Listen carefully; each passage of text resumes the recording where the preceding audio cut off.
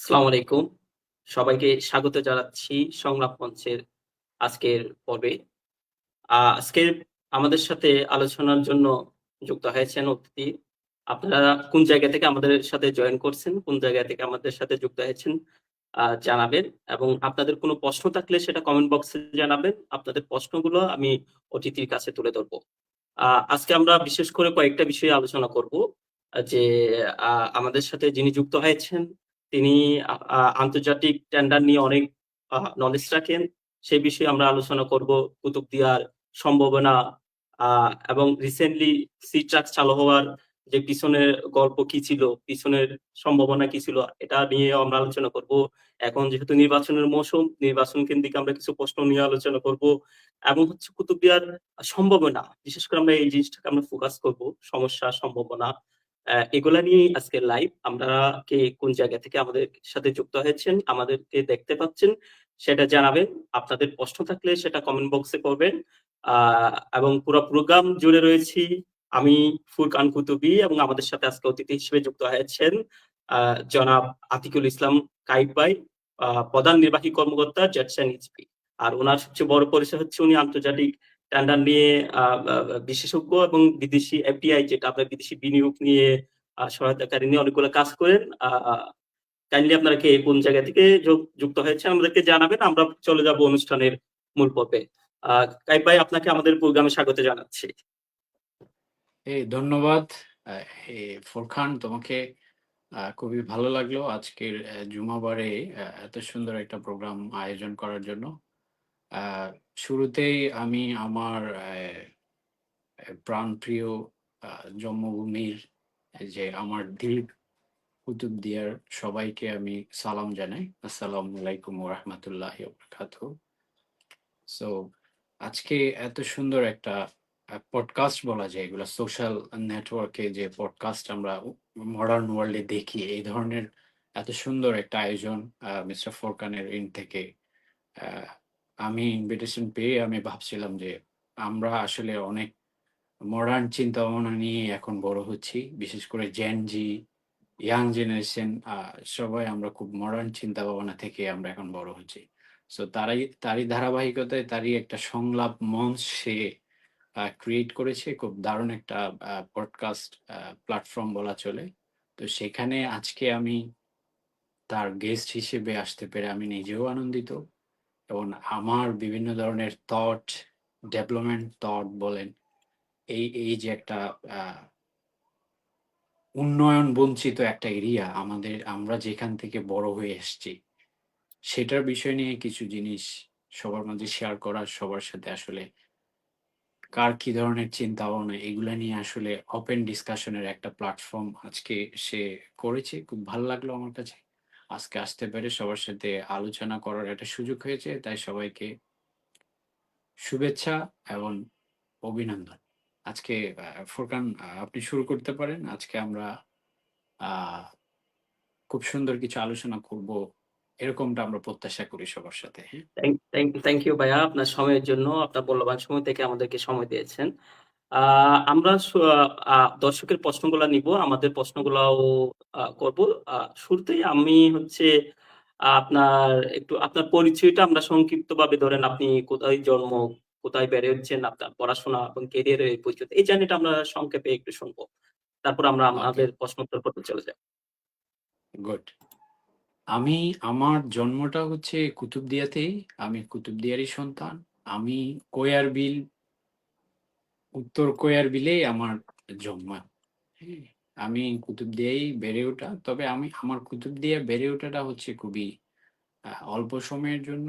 আমার ক্যারিয়ারটা বিশেষ করে আমার এডুকেশন, আমার ক্যারিয়ার সবকিছু আসলে কুতুবদিয়ার বাহিরে। যার ফলে আমরা অতটা নোন ফেস না কুতুবদিয়ার জন্য। আমি কুতুবদিয়া ছাড়ি ক্লাস 5 থেকেই। দেন আমি কিশলয়ে চলে যাই। কিশলয়ে একটা স্কুল ছিল কুটাখালীতে। তা হয়তোবা যারা চিনে তারা, আমার পথ চলা কিন্তু কিশোরগঞ্জ হোস্টেল থেকে। সো দেন আমি চিটং থেকে ঢাকায়, দেন ঢাকাতে আমার ক্যারিয়ারটা এস্টাবলিশ হয়। আমি বেসিক্যালি একজন প্রফেশনালি ইঞ্জিনিয়ার। আমি ইলেকট্রিক্যাল ইঞ্জিনিয়ার। সো আমি বিএসসি করেছি ইলেকট্রিক্যাল ইঞ্জিনিয়ার থেকে। কিন্তু আমি ইঞ্জিনিয়ারিং প্রফেশনটাকে অতটা মানে হাইলাইটেড, আমি আসলে ম্যানেজমেন্ট কোরে আমি বেশি কাজ করি। আসলে আমাদের দেশে ফুরকান নিজেও হয়তোবা এই জিনিসগুলা বুঝতে পারবে। ইয়াংরা খুবই ব্যুরোক্রেটিক বিভিন্ন এডুকেশনাল সিস্টেমের মধ্যে দিয়ে আমাদের যে মিসম্যানেজমেন্ট গভর্নমেন্টের, এই ধরনের কিছু মিসম্যানেজমেন্টের কারণে ইয়াং ছেলেফেলে খুবই ডিমোটিভেটেড হয়ে যায়। আপনি শুনলে অবাক হবেন, একজন বুয়েট, চুয়েট, কুয়েট, রুয়েটের পড়া বা যেকোনো একটা গভর্নমেন্ট ইনস্টিটিউশনের মেডিকেলে পড়া একটা ছেলে যখন কোথাও চাকরি করতে যায়, তার যে গ্রেডিংটা শুরু হয়, তার রিপোর্টিং বসটা শুরু হয় কিন্তু তার থেকে ধরুন যে এটা যদি আমি কম্পেয়ার করি, একটা ক্লাসে যখন ফার্স্ট বেঞ্চ এক্সপেক্ট করে যে দেশের ইঞ্জিনিয়ার হবে, ডক্টর হবে, বাট সে যখন কেরিয়ার শুরু করে দেখা যায় কমপ্লিটলি ভিন্ন। সে ঠিকই ইঞ্জিনিয়ার, সে ঠিকই ডক্টর, কিন্তু সে যাকে রিপোর্ট করে সে কিন্তু ডক্টর, সে কিন্তু ইঞ্জিনিয়ার না, সে হয় back bencher. In most cases এটা হয় না, বাট এটা হয় দেশে। তা আমাদের আসলে ব্যুরোক্রেসিটা এমন ভাবেই, তো সেজন্য আমি আসলে ইঞ্জিনিয়ারিং প্রফেশনটাকে আমি লাভ করি, বাট আমি এই প্রফেশন থেকে ম্যানেজমেন্ট রোল জিনিসটাকে আমি খুব ওন করি। এই জন্য আসলে আমি, এই যে আপনি যে বললেন আমি ইন্টারন্যাশনাল টেন্ডার নিয়ে কাজ করি, আমি এই যে ইন্টারন্যাশনাল টেন্ডার নিয়ে আমি দীর্ঘদিন ধরে গত 12 বছরের অধিক সময় ধরে আমি কাজ করছি, এবং আমার কেরিয়ারটাই ইন্টারন্যাশনাল টেন্ডার নিয়ে আমি কাজ করি, এবং আমি গভর্নমেন্টের বিভিন্ন পলিসি মেকিং এ আমি কাজ করি। এবং আপনারা শুনবেন যে ইজিপি নামক একটা গভর্নমেন্টের একটা প্রকিউরমেন্ট প্ল্যাটফর্ম আছে, আমি এটার সিনিয়র কনসালটেন্টও। আমি মিলিটারি ইঞ্জিনিয়ারিং সার্ভিসেস এর এনলিস্টেড কন্ট্রাক্টর। আমি ডিজিডিপি একটা মিলিটারি একটা প্রকিউরমেন্ট প্ল্যাটফর্ম আছে, যেটা দিয়ে ডিফেন্সের যত ধরনের আর্মস অ্যান্ড অ্যামুনিশন পারচেজ করা হয় সেগুলা ওই ডিজিডিপির থ্রুতে হয়। আমি সেখানকার এনলিস্টেড সাপ্লায়ার। সো আমি শুধু মানে ইঞ্জিনিয়ারিং সেক্টরটাকে আসলে আমি শুধু ওই ইঞ্জিনিয়ারিং এর মধ্যেই রাখিনি, আমি আসলে ম্যানেজমেন্ট ইঞ্জিনিয়ারিং আমি সবকিছু আসলে শিখতে চেয়েছি, এবং ইনশাল্লাহ আমি চেষ্টা করছি।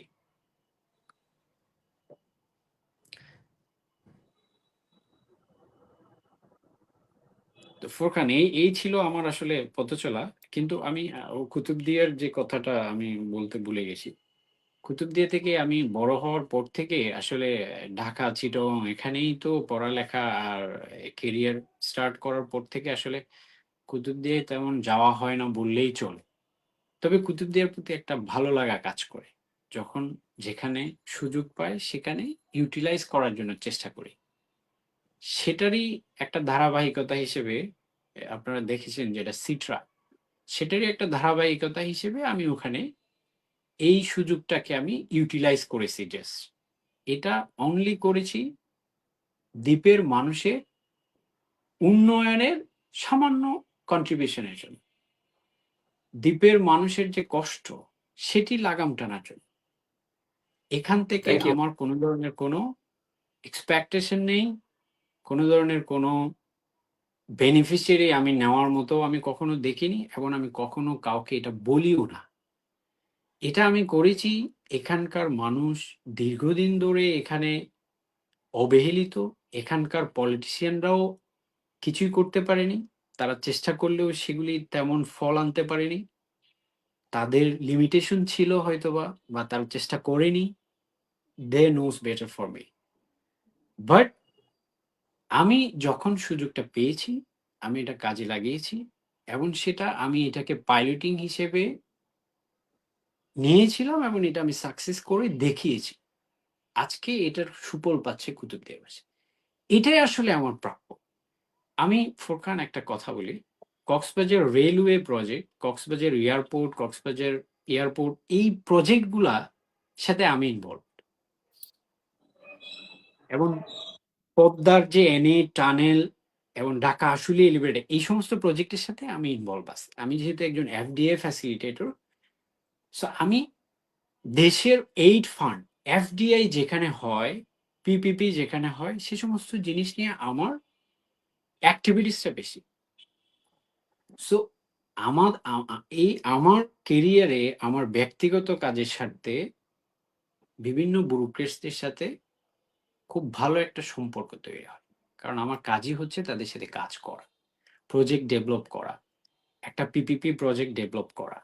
সো আমি শিপিং মিনিস্ট্রির সাথে দীর্ঘদিন ধরে কাজ করেছি। আমার পার্সোনালি আমি মংলা পোর্ট, চিটং পোর্ট, পায়রা পোর্ট, আমি এখানে দীর্ঘদিন ধরে কাজ করেছি। সো শিপিং মিনিস্ট্রির সাথে আমার একটা খুবই একটা ভালো সম্পর্ক। এই যে শিপিং মিনিস্ট্রিতে এতদিন, কুতুবদিয়া থেকে শিপিং মিনিস্ট্রির কি পরিমাণ আয়, কুতুবদিয়ার কোনো পলিটিশিয়ানের কোনো ধারণা নেই। শিপিং মিনিস্ট্রির একটা কনসার্ন হচ্ছে মার্কেন্টাইল মেরিন ইউনিট বলে যেটাকে, সেটা চিটং বন্দরেরই একটা একটা কনসার্ন, যেটা মার্কেন্টাইল মেরিন ইউনিট বলে, যেটার কাজ হচ্ছে কুতুবদিয়া যে লাইট হাউস আছে, এই ধরনের যে লাইট হাউস গুলো আছে, এগুলোর অথরিটি হচ্ছে, সুপারভিশন অথরিটি হচ্ছে এই মার্কেন্টাইল মেরিন ইউনিট। এটা শিপিং মিনিস্ট্রির আওতায়। এই ইউনিটটা শিপিং মিনিস্ট্রিকে কি পরিমাণ রেভিনিউ জেনারেট করে, এটা যদি কুতুবদিয়ার কোনো উন্নয়ন সম্ভাবনা নিয়ে যারা কাজ করে, যারা পলিটিশিয়ান উন্নয়ন সম্ভাবনা নিয়ে কাজ করবে, এটা চিন্তা করতে হবে। এখানকার জনগণ যাদেরকে ভোট দিয়ে রাজনীতি করার সুযোগ করে দেয়, তাদের এটা চিন্তা করতে হবে। তারা যদি ন্যূনতম জ্ঞান রাখতো যে শিপিং মিনিস্ট্রি অনলি একটা ইউনিট, এই মিনিস্ট্রি কি পরিমাণ রেভিনিউ জেনারেট করে এই কুতুবদিয়া থেকে, সেটা যদি তারা ধারণা রাখতো, তারা প্রতিদিন গিয়ে মিনিস্ট্রিতে বলতো কুতুবদিয়ায় এই লাগবে ওই লাগবে, আপনি আমার থেকে এত টাকা রেভিনিউ জেনারেট করেন প্রতি ফিসক্যাল ইয়ারে, কিন্তু আমাকে কি দিচ্ছে। এটা তো ভাই বলতে হবে ওখানকার জনপ্রতিনিধি যে ইলেক্টেড হয় তাকে এই জিনিসগুলো ভয়েস রেজ করতে হবে। কিন্তু আমরা দেখেছি বিগত দিনে এই ধরনের কোনো ভয়েস মিনিস্ট্রির কনসার্ন পজিশনে গিয়ে এটা আসেনি বলে ওখানে ডেভেলপমেন্টটা হয়নি। আমি আজকে এখানে আপনাকে একটা কথা বলি, প্রপার জায়গায় নক দেয় নাই বলে ওখানে উন্নয়ন হয়নি। ওখানে উন্নয়ন গলায় গলায় দিছে বরাদ্দ বিগত সরকারগুলা, কিন্তু ওখানে এই জিনিসগুলো ইউটিলাইজ করার মতো ম্যান ছিল না, নার্সিং করার মতো ম্যান ছিল না, পার্সু করার মতো কোনো পলিটিশিয়ান ছিল না। পলিটিশিয়ান আছে বাট প্রপার কোনো পলিটিশিয়ান ছিল না যে এই ধরনের স্কোপ গুলাকে ইউটিলাইজ করতে পারবে। তো ফুরকান, এই ধরনের একটা পথ চলা থেকে আসলে আমি সি ট্রাকটা একটা জাস্ট এটা একটা আমার ইনিশিয়েটিভ ছিল যে আসলে এটা তো আমার নিজের জন্য দরকার, এটা আমার জন্য দরকার, আপনার জন্য দরকার, আমার মা বাপের জন্য দরকার, আমার ভাই বোনদের জন্য দরকার, আমার বন্ধু বান্ধব, ছোট ভাই যারা এখন নতুন ইয়াং জেনারেশন পড়ালেখা করছে, একটা পেশেন্ট নিয়ে আনতে অনেক কষ্ট হচ্ছে, ওখানকার যারা গভর্নমেন্ট এমপ্লয়ি আছে তারা যেতে অনেক কষ্ট হয়, এটা সবার জন্য। এবং আমরা আমরা আমরা আমরা কুতুবদিয়ার প্রত্যেকটা মানুষ চিন্তা করে দ্বীপ একটা ট্যুরিজম স্পট হবে। আর ভাই ট্যুরিজম স্পট কি হাওয়ায় উড়ে আসবে? কাজ করে দেখান, কাজ করে দেখান এখানে কি হবে, কেন মানুষ আসবে, কেন মানুষ ইনভেস্ট করবে, এই জিনিসগুলোকে আসলে আপনারা পাইলটিং হিসেবে নিয়ে হলেও চিন্তা করেন যে এখানে আসলে কাজ করা দরকার। পলিটিশিয়ানরা এই জিনিসগুলো করতে পারছে না বলেই কুতুবদিয়া আজকে অবহেলিত। হ্যাঁ ভাই, আমরা সি ট্রাকের বিষয়ে প্রশ্নে আসবো। তার আগে আমি হচ্ছে আর কিছু প্রশ্ন নিচ্ছি, আমাদের কমেন্ট বক্সে অনেকে প্রশ্ন করেছেন, সেগুলোতেও আমরা আসবো। আসলে তো আমরা লার্জ স্কেল একটা প্রশ্ন করি যে আপনি যেহেতু এফডিআই নিয়ে কাজ করেন, তো বাংলাদেশে বিদেশি বিনিয়োগের সম্ভাবনা কতটুকু, বা বাংলাদেশের পরিবেশটা কেমন, চ্যালেঞ্জ গুলা কি, বা আপনি সম্ভাবনাময় কি দেখছেন এই মুহূর্তে বা সামনের দিনগুলোতে? শোনেন, যেহেতু এটা একটা লোকাল পডকাস্ট, সো আমি বাংলাদেশের future investment versus as well as Kutubdia. Kutubdia, আমি যদি বলি আমার কনস্টিটিউয়েন্সি মহেশখালী কুতুবদিয়া কক্সবাজার ২, এটার প্রসপেক্টিভে যদি আমি বলি, আগামী 2040, নট অনলি 30, টিল 40 পর্যন্ত কুতুবদিয়া মহেশখালী, ইভেন সাব এদিকে সাবরাং, টেকনাফের যে সাবরাং, এদিকে সীতাকুণ্ড, এই জোনটাতে অর্থাৎ কোস্টাল জোনটাতে বাংলাদেশে যদি কোনো বিনিয়োগ আসার সম্ভাবনা থাকে সেটা আসবে এই জুনে। এখানে আসার অন্যতম কারণ হচ্ছে একটাই রিজন, সেটা হচ্ছে জিও পলিটিক্স এবং আমাদের যে লোকেশনটা, আমাদের যে জিওগ্রাফিক্যালি যে লোকেশন, সেই পয়েন্টের কারণে আমরা খুবই মানে উচ্চ ভিউতে আছি যে আমাদের এখানে ইনভেস্টমেন্টটা, ফরেন ডিরেক্ট ইনভেস্টমেন্টটা আমাদের এখানে আসার পসিবিলিটিটা অনেক বেশি। তার মধ্যে অন্যতম হচ্ছে যেমন মহেশখালী যেটা হচ্ছে, মহেশখালীতে যে এখন কর্মযজ্ঞ আপনারা দেখছেন, এই কর্মযজ্ঞ তো শুরু করেছিল কুতুবদিয়াকে নিয়ে। ওয়ার্ল্ড ব্যাংক এডিবি প্রথম ফিজিবিলিটি সার্ভে করে কুতুবদিয়াকে নিয়ে, যে একটা মাস্টার প্ল্যান করা যায় কিনা। আমরা কোস্টাল যে আমাদের এরিয়া আছে সেই কেন্দ্রিক কিভাবে ডেভেলপমেন্টটাকে আরো অ্যাডভান্স লেভেলে নিয়ে যাওয়া যায়, সেজন্য কিন্তু কুতুবদিয়াকে নিয়ে তারা ফিজিবিলিটি স্টাডি করেছিল। দেন আরো যারা ফরেন এইড ফান্ড, যারা আমাদের ডোনার আছে, তারাও কিন্তু খুবই অধীর আগ্রহে ছিল যে কুতুবদিয়াতে বিভিন্ন ধরনের ফরেন ইনভেস্টমেন্ট কিভাবে ইউটিলাইজ করা যায় সেটা নিয়ে তারা ৯০-র দশকের পর থেকেই অ্যানালাইসিস করতেছিল, কিন্তু ইউটিলাইজ করতে পারছিল। তো মাঝখানে আপনারা জানেন হয়তো বা যে বিভিন্ন পলিটিক্যাল গভর্নমেন্টের চেঞ্জ, আসা যাওয়া, বিভিন্ন পলিটিক্যাল এবং জিও পলিটিক্সের কারণে এই যে আমরা যে একটা পিন পয়েন্টে ছিলাম ডিসকাশনে, সেখান থেকে আমরা সরে এসেছি। এটা আসলে এটা সরে আসার কারণে আমাদের পলিটিশিয়ানদের ব্যর্থতা।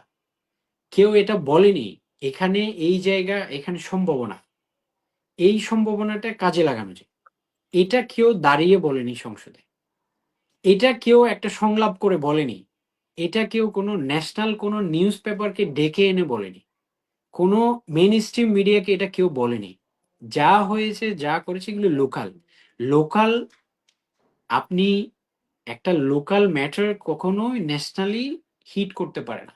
আপনি যদি চিন্তা করেন যে ফরেন ইনভেস্টমেন্ট হাব হবেন, আপনি ওই যে লোকাল কি বলে ফিডিং দিয়ে তো আপনি ইন্টারন্যাশনাল ইনভেস্টমেন্ট এক্সপেক্ট করতে পারেন না। সো আমাদের এখানে সম্ভাবনা অনেক বেশি, এবং এবং আগামী আগামী বাংলাদেশের ইনভেস্টমেন্ট আসার জিনিসটা টোটালি ডিপেন্ড করবে পলিটিক্যাল স্টাবিলিটি। আমাদের দেশে যদি পলিটিক্যাল স্টাবিলিটি না আসে, ইনভেস্টমেন্ট তো এখানে না। আমাদের অলরেডি ইনভেস্টমেন্ট আমাদের থেকে কেড়ে নেওয়ার জন্য ভিয়েতনাম উঠে পড়ে লাগছে, ইন্ডিয়া, ইভেন চায়না। আমাদের দেশে শুধু ইনভেস্টমেন্টটা আসে মেরিন সেক্টর ছাড়া, অন্য যে ধরনের ইনভেস্টমেন্টটা বাংলাদেশে আসে সেটা আসে শুধু লো লেবার কস্ট। এই জন্যই আমাদের দেশে ইনভেস্টমেন্ট আসে। কিন্তু কোস্টাল এরিয়াতে যে ইনভেস্টমেন্ট গুলো আসে, সেগুলো কিন্তু লেবারের জন্য আসে না। এটা আসে জিও পলিটিক্যাল এবং আমাদের যে লোকেশন মহেশখালী কুতুবদিয়ার, যে আমরা যে স্ট্র্যাটেজিক একটা পজিশনে আছি, সেজন্য আমাদের এখানে ইনভেস্টমেন্টটা আসে। আজকে যে মহেশখালীতে ইনভেস্টমেন্ট, এটা কিন্তু এমনি এমনি আসছে না। আপনি জাপানের যে বিগ বি, এটা একটা বিরাট ইনভেস্টমেন্ট। চায়না ওখানে এন্ট্রি নেওয়ার জন্য চেষ্টা করছে, ইন্ডিয়া দীর্ঘদিন ধরে ওখানে চেষ্টা করেছে, সাউথ কোরিয়া ওখানে দীর্ঘদিন ধরে চেষ্টা করেছে, আমেরিকা ওখানে অনেক দিন ধরে চেষ্টা করেছে, মিডল ইস্টের দুবাই, ওমান, কাতার, সৌদি আরবিয়া, ওরা ওখানে চেষ্টা করছে। আমাদের বিশেষ করে কুতুবদিয়া মহেশখালী, এই যে এই কনস্টিটিউয়েন্সিটা খুবই ইম্পর্টেন্ট। এটা ইনভেস্টমেন্টের জন্য এর থেকে বেটার কোনো প্লেস এই মুহূর্তে বাংলাদেশে নাই। যদি কেউ গ্লোবাল হাব হিসেবে একটা ইকোনমিক করিডোর করতে চায়, এটা হবে একমাত্র এই কনস্টিটিউয়েন্সি। এবং এই জন্যই আপনি খেয়াল করবেন ইলেকশনে যেই বলে সিঙ্গাপুর হবে, যেই বলে এটা এই হবে ওই হবে, এটা এটা বলার অন্যতম কারণ হচ্ছে এটা আসলেই হবে। এটা গভর্নমেন্ট যে আসুক, গভর্নমেন্টকে এটা রান করে নিয়ে যেতে হবে। আমাদের দেশের অর্থনীতির চাকাটা কিন্তু একটা সময় গিয়ে ডিপ সি পোর্টের উপর ডিপেন্ড করবে। হ্যাঁ, সো সেটা এই কনস্টিটিউয়েন্সি হবে। টুডে অর টুমোরো এই কনস্টিটিউয়েন্সির উপর ডিপেন্ড করবে। আমরা যেমন এই যে আজকে চিটং পোর্ট কয়েকদিন ধরে স্ট্রাইক যার ফলে আমাদের কিন্তু নিত্য প্রয়োজনীয় বাজারে কিন্তু এটার একটা প্রভাব পড়ে আসছে। ঠিক এই কনস্টিটুয়েন্সিতে যদি কোনো ধরনের কোনো স্ট্রাইক হয় ইন ফিউচার, বাংলাদেশে এই ধরনের কিছু একটা হবে। সো এই কনস্টিটুয়েন্সি খুবই ইম্পর্টেন্ট। এটা পলিটিক্স বলেন, এখানকার ডেভেলপমেন্ট বলেন, এখানে সুশাসন সবকিছু ইম্পর্টেন্ট। আগামী আগামী দিনের জন্য এটা খুবই একটা ইম্পর্টেন্ট। এবং এই জুনটা, এই কনস্টিটুয়েন্সিটা খুবই সম্ভাবনাময় একটা জায়গা, যেখানে ফরেন ইনভেস্টমেন্ট আসবে। বাট এখানে একটা কথা আছে, আসবে। ফরেন ইনভেস্টমেন্ট আসে কিসের উপরে? ফরেন ইনভেস্টমেন্ট আসবে পলিটিক্যাল স্টাবিলিটি এবং লোকাল যে পলিটিক্স সেটার মুভমেন্টের উপরে। এই জিনিসগুলো ডিপেন্ড করবে এই ইলেকশনের উপরে।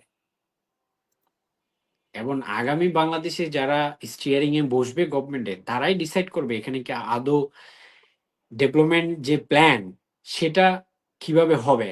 ইভেন আরো একটা আমি বলি, কুতুবদিয়া মহেশখালী, নট অনলি কুতুবদিয়া মহেশখালী, পুরো কক্সবাজার ডিস্ট্রিক্টের কোনো পলিটিশিয়ান এত দূরদর্শী চিন্তা সম্পন্ন নয়। আপনি হয়তো শুনবেন মিডা একটা ডেভেলপমেন্ট অথরিটি করা হয়েছে। ওই মিডাতে কুতুবদিয়া মহেশখালী, নট এটা তো যেহেতু কুতুবদিয়া মহেশখালী একটা কনস্টিটিউয়েন্সিরই একটা ডেভেলপমেন্ট ইনস্টিটিউশন গভর্নমেন্ট করছে, গভর্নমেন্টেরই এজেন্সি। সো সেখানে প্রায়োরিটি দেওয়া উচিত ছিল কুতুবদিয়া মহেশখালীরই কোনো একজন ব্যক্তিকে, অথবা উম, তাকে ওই বোর্ডের চেয়ারম্যান বানানোর দরকার নেই, তাকে তো বোর্ডের মেম্বারে রাখা উচিত ছিল। কিন্তু কুতুবদিয়া মহেশখালীর, আমি ধরেই নিলাম কুতুবদিয়া মহেশখালীতে এমন কোনো ব্যক্তি নেই যে এটা নিয়ে আর্গুমেন্ট করবে গভর্নমেন্টের সাথে। এই ব্যুরোক্রেটিক যে লেভেলটাই, যে পজিশনটা, সেখানে গিয়ে কি আর্গুমেন্ট করার মতো লেভেলে নেই, আমি ধরে নিলাম। কিন্তু কক্সবাজারেরই তো একটা এটা কনস্টিটিউয়েন্সি, কক্সবাজার জেলা, এটা রিপোর্ট হবে। কক্সবাজার জেলায় কি কেউ ছিল না? গভর্নমেন্ট কি করলো, একটা অথরিটি বানালো, ওই মিডা ইকুইভ্যালেন্ট টু রাজুক, সিডিএ, কও, বরেন্দ্র, তারপরে যেগুলা এই এইগুলার এগুলার ইকুইভ্যালেন্ট কিন্তু, হ্যাঁ। এবং এর থেকেও কিন্তু এগুলাতে কিন্তু কোনো ফরেন ডিরেক্ট ইনভেস্টমেন্ট আসে না, কিন্তু মিডাতে আসবে। এখানে কিন্তু কোনো অ্যাডমিনিস্ট্রেটিভ বডিতে লোকাল কাউকে তারা প্রায়োরিটি দেয়নি। এই জিনিসগুলো তো আপনি লোক উন্নয়ন, আমি জাপান এসে আমার এখানে বিলিয়ন ডলার ইনভেস্ট করে গেল, আমি মহেশখালী কুতুবদের মানুষ কি পেল, মহেশখালীর মানুষ কি পেল? এই জিনিসটা, এই ভয়েসটা রেজ করার জন্য তো লোকাল একজন কে এই মিডার মেম্বার হিসেবে রাখা উচিত ছিল। এই কথাটা আমার কক্সবাজারের কোনো পলিটিশিয়ান, কোনো পলিসি মেকার, কোনো ব্রুক্রেটস, যারা এক্সিস্টিং ব্রুক্রেটস, যারা এখন পজিশন হলো রে, কেউ বলার ছিল? ভাই, আপনি যখন একটা স্কোপ পান, আপনার আপনার আপনার ভালোবাসা, আপনার দেশপ্রেম এখানেই তো আপনি দেখাবেন। এখন ভিনদেশি সবাই এসে ওখানে, ওইটা একটা লোকাল একটা জোনকে ডেভেলপ করার জন্য আপনি একটা গভর্নমেন্ট এজেন্সি ক্রিয়েট করলেন, সেখানে একজন লোকাল কোনো প্রতিনিধিকে আপনি না রেখে কিভাবে আপনি এটা এই ডেভেলপমেন্ট অ্যাক্টিভিটিস আপনি রান করবেন? এটা হাউ ডু ইউ এক্সপেক্ট? এই কথাটা কেউ বলছে আপনি জানেন? কেউ বলেনি। এটাই হচ্ছে আসলে উন্নয়ন হবে, কিন্তু কনফ্লিক্ট হচ্ছে। আপনি মাতারবাড়িতে উন্নয়ন হচ্ছে, মাতারবাড়ির মানুষ আন্দোলন করছে, তাদের ঘর বাড়ি নিয়ে যাচ্ছে, এই নিয়ে যাচ্ছে, সেখানে জাপান বিরোধী বিভিন্ন ধরনের স্লোগান হচ্ছে। তো এই জিনিসগুলো তো উন্নয়নের সাথে আন্দোলন সাংঘর্ষিক নয়। একটা ডেমোক্রেটিক কান্ট্রিতে উন্নয়নের সাথে আন্দোলন সমার্থক শব্দ। এখানে ভিন্ন পলিটিক্সে যেমন ভিন্ন মত থাকবে, ডেভেলপমেন্টও কিছু দ্বিমতের সুযোগ থাকবে, বাট এগুলো সলিউশন করতে হবে। আপনি কিভাবে এক্সপেক্ট করেন একটা মিডিয়া গঠন করলেন, সেখানে কোনো ধরনের কোনো লোকাল কাউকে আপনি ওখানে রাখেননি, আপনি এ, একটা বডি করে ফেললেন, দেন এটা দিয়ে চালাচ্ছেন, তাহলে আপনি কিভাবে এটা এক্সপেক্ট করেন এটা স্মুথলি চলবে? এই হচ্ছে এই জিনিসগুলোতে আমি আপনাকে এটা এই জন্যই বলছি, বিনিয়োগের সম্ভাবনা আমাদের অনেক, বাট এই জিনিসটাকে ইউটিলাইজ করা, প্রপার ইনহ্যান্স করতে গেলে আমাদের যে লোকাল এক্সপার্টিস এখানে রয়েছে, এদের অগ্রাধিকার দিতে হবে। এদের অগ্রাধিকার দিলে কি হবে? আপনি দেখেন মহেশখালীতে ইতিমধ্যে কয়েক হাজার কোটি টাকার ডেভেলপমেন্ট ওয়ার্কস অলরেডি অনগোয়িং, এবং ওখানে ইন ফিউচার আরো অনেক পাইপলাইন, অনেক কিছু আছে। কিন্তু আপনি জানেন বিগত কোন সরকারেই মহেশখালীর মানুষকে প্রায়োরিটি দিয়ে ওখানে চাকরি দেয়নি। এটা কেন হবে? বাবা, আমার ঘর বাড়ি, আমার ভিটে মাটি নিয়ে গিয়ে তুমি আমার এখানে পাওয়ার প্ল্যান্ট বানাচ্ছ, তুমি আমার এখানে ইকোনমিক জোন করছো, তুমি আমার এখানে সিপোর্ট, ডিপ সিপোর্ট যাই হোক, কিন্তু আমার যে ভিটে মাটি নিয়ে যাচ্ছ, সেটা তো গভর্নমেন্টের অ্যাক্টই বলা আছে যে তুমি পুনর্বাসনের, রিহ্যাবিলিটেশনের একটা কথা ওখানে স্পষ্টভাবে বলা আছে। সেটা তো কেউ ভয়েস রেজ করছে না। গভর্নমেন্ট তার ডেভেলপমেন্ট ওয়ার্ক করবে, যারা ফরেন এইড ফান্ড ওখানে দিচ্ছে, যারা ইনভেস্ট করছে, তাদের ইনভেস্টর অলওয়েজ ইনভেস্টমেন্টের প্রফিট কিভাবে তুলবে সেটা চিন্তা করবে। কিন্তু আমার যে লোকাল সিটিজেন আছে, তাদের চিন্তা ভাবনা, তাদের যে ক্ষয়ক্ষতি হচ্ছে, সেটা কে দেখবে?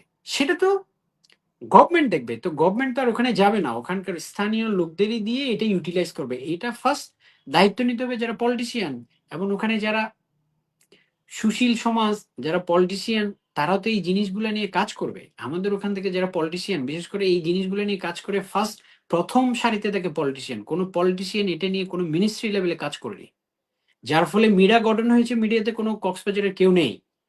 মহেশখালীতে ডেভেলপমেন্ট হচ্ছে, এটার বিরুদ্ধে আন্দোলন হচ্ছে, কারণ এটা সমঝোতা হচ্ছে না, ঠিকভাবে তাদের পুনর্বাসন হচ্ছে না। আমার কুতুবদিয়াতেও হবে। আমার কুতুবদিয়াতে আপনি যখন পোর্টটা যখন ডেভেলপমেন্ট, পোর্ট যখন অপারেশনে আসবে, পোর্ট তো এখন শুধু কয়লা ভিত্তিক, জাস্ট এটা ট্রান্সশিপমেন্ট হাব হিসেবে ওটা ইউজ হচ্ছে, হ্যাঁ। কিন্তু এটা যখন অপারেশনে আসবে, অপারেশনে আসার পরে আমার কুতুবদিয়াতে ডেভেলপমেন্ট শুরু হবে। কুতুবদিয়াতে হবে, মহেশখালীর পরে কুতুবদিয়া হবে, আরো একটা ইকোনমিক জোনের মতো করে এখানে আরো অনেক ধরনের ডেভেলপমেন্ট গভর্নমেন্টের চিন্তা ভাবনায় আছে, এবং গভর্নমেন্টের চেয়েও এখানে প্রাইভেট ইনভেস্টররা এখানে বিভিন্নভাবে ইনভেস্টমেন্ট নিয়ে আসবে। কিন্তু এই জিনিসগুলা তখনও তো মহেশখালীতে এখন যেভাবে হচ্ছে ওরা পাচ্ছে না, ঠিক একই একই সেম জিনিসটা কুতুবদিয়াতে আসবে। তো এখানে এই জিনিসগুলা নিয়ে আসলে যারা ইয়াং, যারা পলিটিশিয়ান, যারা লোকাল পলিটিশিয়ান, যারা ন্যাশনাল ইলেকশনে যারা পলিটিক্স, তাদের এখানে দায়িত্ব নিয়ে কাজ করতে হবে। যে আমি জনগণের জন্য কাজ করি, জনগণের ভোটে আমি যদি নির্বাচিত হই, তাহলে আমি জনগণের জন্য কি করতে পারি সেটা আসলে ওখানে বলার থেকে মিনিস্ট্রি লেভেলে, পলিসি মেকিং লেভেলে এই জিনিসগুলো নিয়ে কাজ করতে হয়। আমাদের কিন্তু আপনার ওই প্রশ্নের উত্তর একটাই, আমাদের, আমি যদি শুধু ওই হিসেব করেই যদি বলি, আমাদের যে ওই অনলি কক্সবাজার ২ এই কনস্টিটিউয়েন্সিতে ইনভেস্টমেন্টের যে এক্সপেকটেশন, এটা টু হাই। এটা আমি এক কথায় বলব। থ্যাংক ইউ ভাইয়া। আহ, দেখা গেল যে পুরা কক্সবাজারের যখন পর্যটনের একটা লিস্ট হচ্ছে বা একটা অথরিটি গঠন হচ্ছে, সেখানে দেখলাম কুতুবদিয়ার এবং কক্সবাজার ডিসিওফির যে ফাইলটা, সেটাতে কুতুবদিয়ার পর্যটন নিয়ে মানে ইনক্লুডই নাই। প্রায় ১৭টা কি ১৮টা স্পট ইনক্লুড আছে, কিন্তু সেটা ইনক্লুড নাই, এরকম একটা শুনেন, বিষয় দেখলাম। এক্স্যাক্টলি আপনার প্রশ্নটা খুবই দারুণ। আপনি এই জিনিসগুলো নিয়ে স্টাডি করেছেন বলে আপনি এটা, একটা পলিটিশিয়ানকে জিজ্ঞেস করেন, পলিটিশিয়ানরা কি করেছে এতদিন। পুরো কক্সবাজারকে নয়, পুরো বাংলাদেশকে একজন মেরিন অফিসার, একজন গ্রেড 1 মেরিন অফিসার পুরো বাংলাদেশকে চিনে, বাংলাদেশের গেটওয়ে হিসেবে চিনে Kutubdia light house, Kutubdia outer anchorage, যেটাতে আমরা আমরা ঘুম থেকে উঠে পশ্চিম দিকে তাকালে যেখানে যে শীত দেখতে পাই, এটাই বাংলাদেশের গেটওয়ে। এই কথাটা তো পলিটিশিয়ান সংসদে এসে বলবে, বাংলাদেশের গেটওয়ে আমার কুতুবদিয়ার এই আউটার অ্যাঙ্করেজ। আমার এই এরকম একটা ইম্পর্টেন্ট প্লেস আমরা ওন করি, আর সেটাতে বলে আমরা ডেভেলপমেন্ট নিয়ে আমরা পিছিয়ে। এটা আপনি যে এই যে ট্যুরিজমের কথাটা বললেন, আমার তো ট্যুরিজমে কুতুবদিয়া লাইট হাউসকে দিয়ে বাংলাদেশকে চিনে। কুতুবদিয়া লাইট হাউস, যেমন আমরা যখন এই যে এয়ার রোড গুলা, যেগুলা চার্টার্ড ফ্লাইটের যে রোড গুলা, তো বিমান তো এয়ারপোর্ট দিয়ে চিনে, যেহেতু এটা আকাশে চলে। সি রুটের বাংলাদেশকে চিনে কুতুবদিয়া লাইট হাউস দিয়ে। আপনি এমন অনেক, আমি মেডিটেরিয়ান শিপ, এই যে আপনার ম্যাডলক, রিসেন্টলি পানগাঁও নিছে ম্যাডলক, ম্যাডলক এমএসসি মেডিটেশন হিসেবে আমি ওদের সাথে কাজ করেছি। এমএসসির এক সময় এক এই টার্কিশ এক ক্যাপ্টেন ছিল, সে আমার সাথে খুব ভালো সম্পর্ক ছিল। সো তাকে আমি বললাম, তোমরা কুতুব এই সরি বাংলাদেশে যখন এন্ট্রি করো, সাউথ এশিয়াতে যখন তোমরা এই যে এই ওয়ে ধরে বঙ্গোপসাগরে তোমরা এন্ট্রি নাও, এখানে কি দেখতে পাও? তো বলে যে এখানে তো তোমাদের চিটং পোর্ট এইগুলো তো আমরা আমরা তো দেখি যে আমরা গেটওয়ে যেটা দেখি সেটা হচ্ছে এখানে আমরা লাইট হাউস দিয়ে দেখি। তো লাইট হাউসে তো তোমাদের আসে তো কুতুবদিয়া লাইট হাউসটা এখানে তো লাইট ওইটা ধরে আমি বাংলাদেশের এই নৌপথে ঢুকি, সমুদ্রপথে যখন আমি ঢুকি তারপরে চিটংপুর। তো তোমার তো বাংলাদেশকে চিনাচ্ছে কিন্তু লাইট হাউস, ওই লাইট হাউসের আলো কিন্তু এমনি এমনি পথ দেখায় না, এটা বাংলাদেশকে পথ দেখায়। এটা পথ দেখাচ্ছে বলে চিটংপুরে শিপে সে জমা হচ্ছে, এখানে এসে বার্থিং করছে।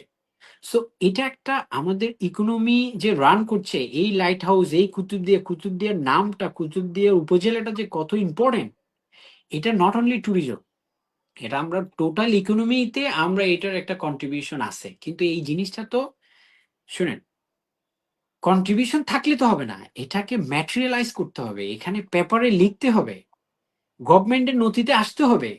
এই যে নথিতে আসা, এই যে ব্যুরোক্রেসি, এই যে আমাদের দেশের ব্যুরোক্রেসি লেভেলে যে যে পজিশনটা, এই এনলিস্টমেন্ট, এই জিনিসটাতেই তো পলিটিশিয়ান, মানুষ একটা পলিটিশিয়ানকে বিশ্বাস করে ভোট দেয় যে সংসদে গিয়ে তুমি এই কাজ করবে। ট্যুরিজমে আমার কুতুবদিয়া বাতিঘর এই জিনিসটা আসতে পারে, কুতুবদিয়া সি বিচ এই জিনিসটা আসতে পারে, আমাদের এখানে ইসলামিক হেরিটেজ যে আমাদের একজন আহ, প্রখ্যাত একজন ইসলামিক স্কলার রয়েছে, এই জিনিসগুলো আসতে পারে। আপনি পুরো সিলেট দেখেন, সিলেট আজকে ব্র্যান্ডিং একটা, তাদের একটা ইসলামিক একটা হিস্ট্রি রয়েছে। ইসলামিক হিস্ট্রি বলতে কি তাদের কিছু আউলিয়া রয়েছে, আউলিয়াদের দিয়ে সিলেটকে মানুষকে চিনে। কুতুবদিয়াতেও তো আউলিয়া রয়েছে, কুতুবদিয়াতেও তো মানুষ যায়, কুতুবদিয়াতেও তো বিচ রয়েছে, কুতুবদিয়াতেই তো আপনার এই যে নতুন যে আমাদের যে নতুন যে দ্বীপ, তারপর আমাদের যে সি বিচ, আমাদের যে বাতিঘর, এগুলো তো কোনো দিক দিয়েই তো ট্যুরিজমকে অবহেলা করার মতো না। কিন্তু আমরা প্রপার জায়গায় এনলিস্টমেন্ট করতে ব্যর্থ হয়েছি। ব্যর্থ হয়েছে কারা? পলিটিশিয়ানরা। এক্সিস্টিং যারা পলিটিশিয়ান এখান থেকে ইলেক্টেড হয়ে যতবার আসছে, যারাই আসছে তারাই ফেইলর, তারা কিছুই করতে পারেনি। আজকে এটার দায়ভার কিন্তু ইয়াং জেনারেশন যারা, আমরা যারা এটা ফেস করছি, এটা সাফার করছি। এটা এনলিস্টমেন্ট না হওয়ার অন্যতম একটা কারণ আমি বলি, ব্যুরোক্রেসি তো আরো একটা জটিল জিনিস বলি। আমাদের এখান থেকে একজন সচিব ছিল, পর্যটন মন্ত্রণালয়ের ফুল সচিব ছিল। তো ন্যূনতম তার যদি, আমি ওনাকে মানে অসম্মান করে বলছি না, আমি ওনার প্রতি শ্রদ্ধা রেখেই বলছি, ওই ব্যুরোক্রেসির যে জায়গাটা, একটা জাস্ট পেপারে, জাস্ট আপনি যে বললেন না 17টা ট্যুরিজম ডেস্টিনেশনের কথা বললেন, স্পটের কথা বললেন, সেখানে কুতুবদিয়ার 2-3টা জায়গা ওইখানে যেগুলো মোস্ট হাই, যেগুলো আসলে ন্যাশনাল ইকোনমিতে ট্যুরিজম সেক্টরে কন্ট্রিবিউট রাখার মতো, এই কয়েকটা জায়গা বা কুতুবদিয়া পর্যটন কেন্দ্রের জন্য উপযুক্ত, এই ধরনের যদি একটা অ্যাসেসমেন্টের জন্য যদি উনি একটা কিছু করতো, তাহলে আজকে এটা উনি নাই সচিবালয়ে, ওনার পরে যিনি আসতো উনি এটা একটু হলো নার্সিং করতো। প্রত্যেকটা ফুল সেক্রেটারির একটা রেসপন্সিবিলিটি থাকে যখন মিনিস্ট্রিতে দায়িত্ব নেয়, যে আগের সচিব কি করে গেল, আগের সচিব কি সার্ভে রিপোর্ট কি নোটশিটে রেখে গেছে, বালামে কি লিখে গেছে, ওই জিনিসটা আমি একটু দেখি। তো সে যদি আগের সচিব উনার আমলে মনে করেন একটা লেটার ইস্যু হতো, পরের সচিব এসে কিরে নতুন পর্যটন এক্সপ্লোর করতে গেলে, এক্সপ্যান্ড করতে গেলে তো এখানে আর জায়গা পাচ্ছি না বাংলাদেশে, প্রতিদিন প্রতিদিন তো আর ট্যুরিজম স্পট বের হবে না, ট্যুরিজম স্পট তো লিমিটেড। তাহলে আগে এই জিনিসগুলো, এই ট্যুরিজম স্পট গুলো ইস্টাবলিশ হয়ে গেছে, এখন নতুন এগুলাকে আমি এটা ট্রেন্ডি বানাই, এই জিনিসগুলো নিয়ে আমি কাজ করি। এখন অনেক নতুন ইয়াং ডাইনামিক অফিসাররা এখন সেক্রেটারি হচ্ছে, তারা এই জিনিসগুলো নিয়ে কাজ করতো।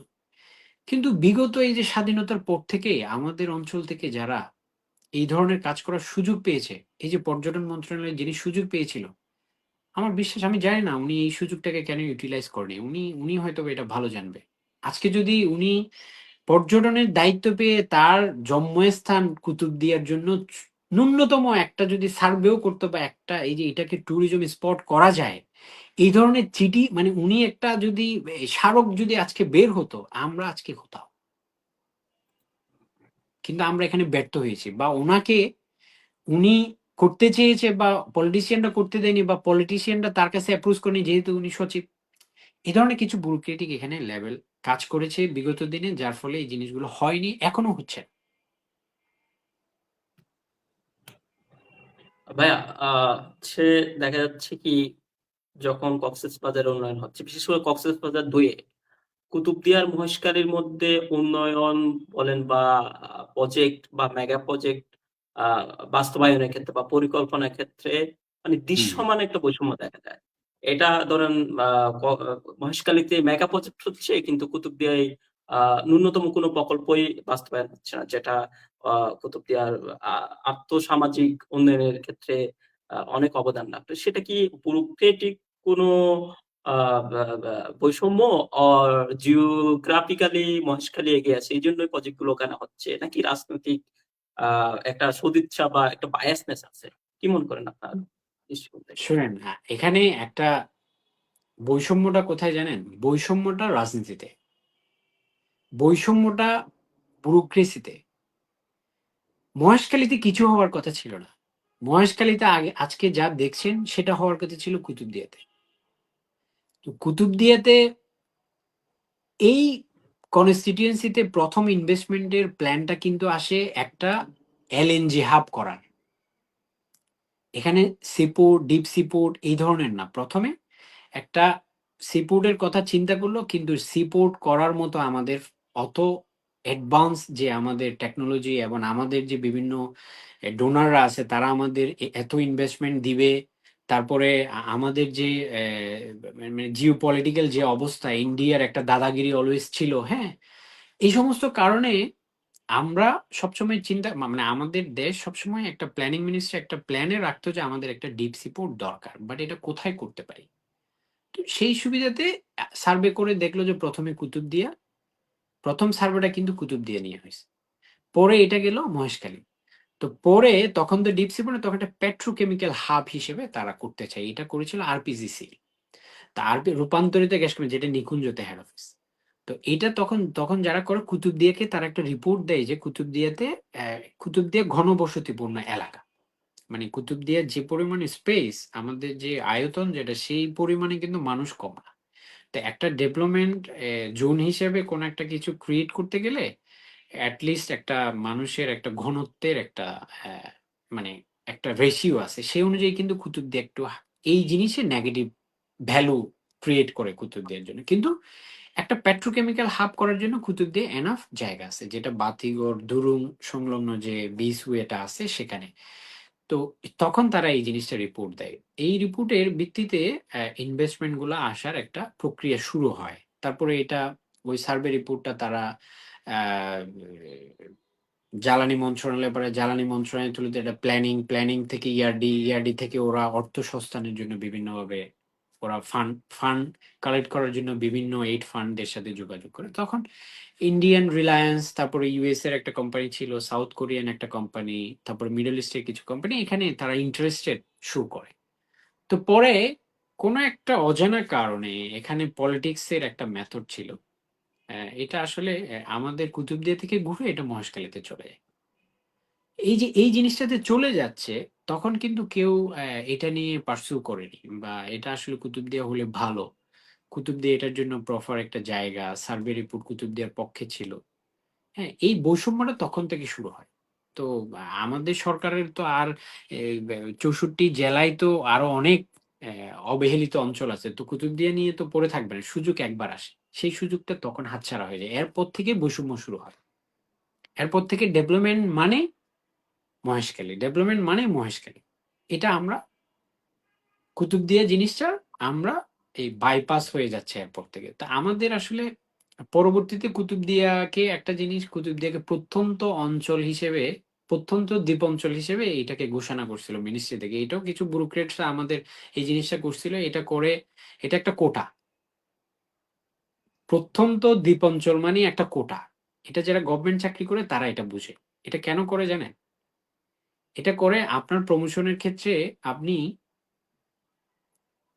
ধরেন ২ জন সিনিয়র আছেন, তার মধ্যে একজনকে পদায়ন করবে। সেখানে কার কি কোটা আছে? একজনের আছে উপজাতি কোটা, পাহাড়ি কোটা, আরেকজনের প্রত্যন্ত অঞ্চল কোটা, আরেকজনের একদম কিছুই নেই। হ্যাঁ? তখন দেখে কি একজনের আবার প্রত্যন্ত অঞ্চল, তার আবার ফ্রিডম ফাইটারও আছে। ফ্রিডম ফাইটার এই প্রত্যন্ত অঞ্চল ২ টা একজনের আছে, আরেকজনের পাহাড়ি। তো ফ্রিডম ফাইটার যেটা পাহাড়ি তাকে আগে দেয়। মানে প্রত্যন্ত অঞ্চল একটা কোটা বানাইছিল আমাদের। বুঝতে পারছেন? আমরা কিন্তু আমাদের ওখানে যারা গভর্নমেন্ট অফিসার আরো যারা এরা কিন্তু প্রত্যন্ত দিক অঞ্চলের বা একটা আলা দিক আলাদা বাঁচার একটা জন্য প্রায় ৩,০০০ থেকে ৫,০০০ এক্সট্রা হ্যাঁ, অনারিয়ামও পাইতো। শুনেন, এই জিনিসটা কিন্তু আমাদের থেকে আমাদের যারা সিনিয়র সিটিজেন যারা ছিল তারা এই জিনিসটা করেছে। যে এটাকে প্রত্যন্ত অঞ্চল হিসেবে আমরা এটা করে তারা নিজেরা বেনিফিটেড হয়েছে। বুঝতে পেরেছেন? তাদের প্রমোশনের ক্ষেত্রে এটা কাজে দিয়েছে। কিন্তু তারা ঠিকই করেছে, সবকিছু করেছে। কিন্তু তারা রিয়েল জায়গায় হাত দেয়নি। বুঝতে পেরেছেন? তাদের নিজেদের ডেভেলপমেন্টটা ঠিকভাবে করেছে।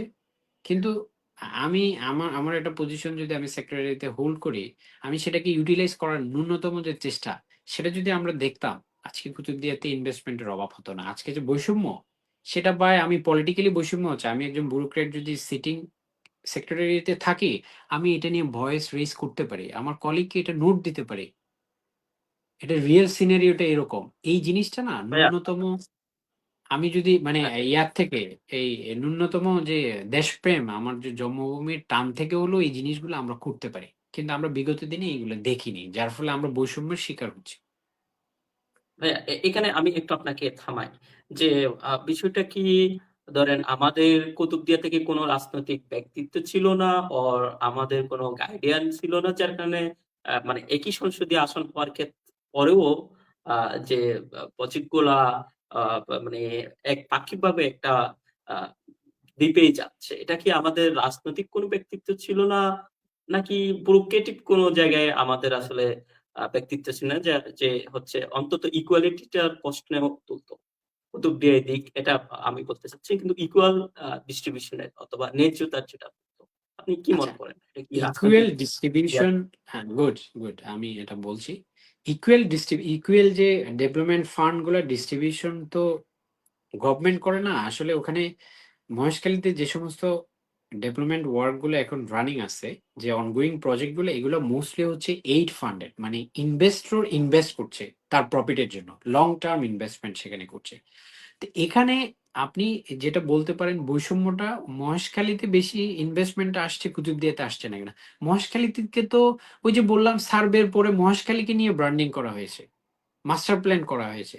কুতুবদিয়াকে তো তখন বাদ দেওয়া হয়েছে। এই যে যখন বাদ দিচ্ছে, বৈষম্য শিকার তখনই, তখন আমাদের কোনো পলিটিশিয়ান তার মাথায় এটা ছিল না যে, এই দূরদর্শী চিন্তা ভাবনা তার মাথায় ছিল না যে এটা নিয়ে আমি একটু কাজ করি। হ্যাঁ, আমি একটু কাজ করি যে এখানে কুতুবদিয়াকেও একটা পার্টে রাখি। এটার কিছু ডেভেলপমেন্ট, কিছু ওয়ার্কস কুতুবদিয়াতে এসে পড়ুক। এটা তাদের মাথায় ছিল না।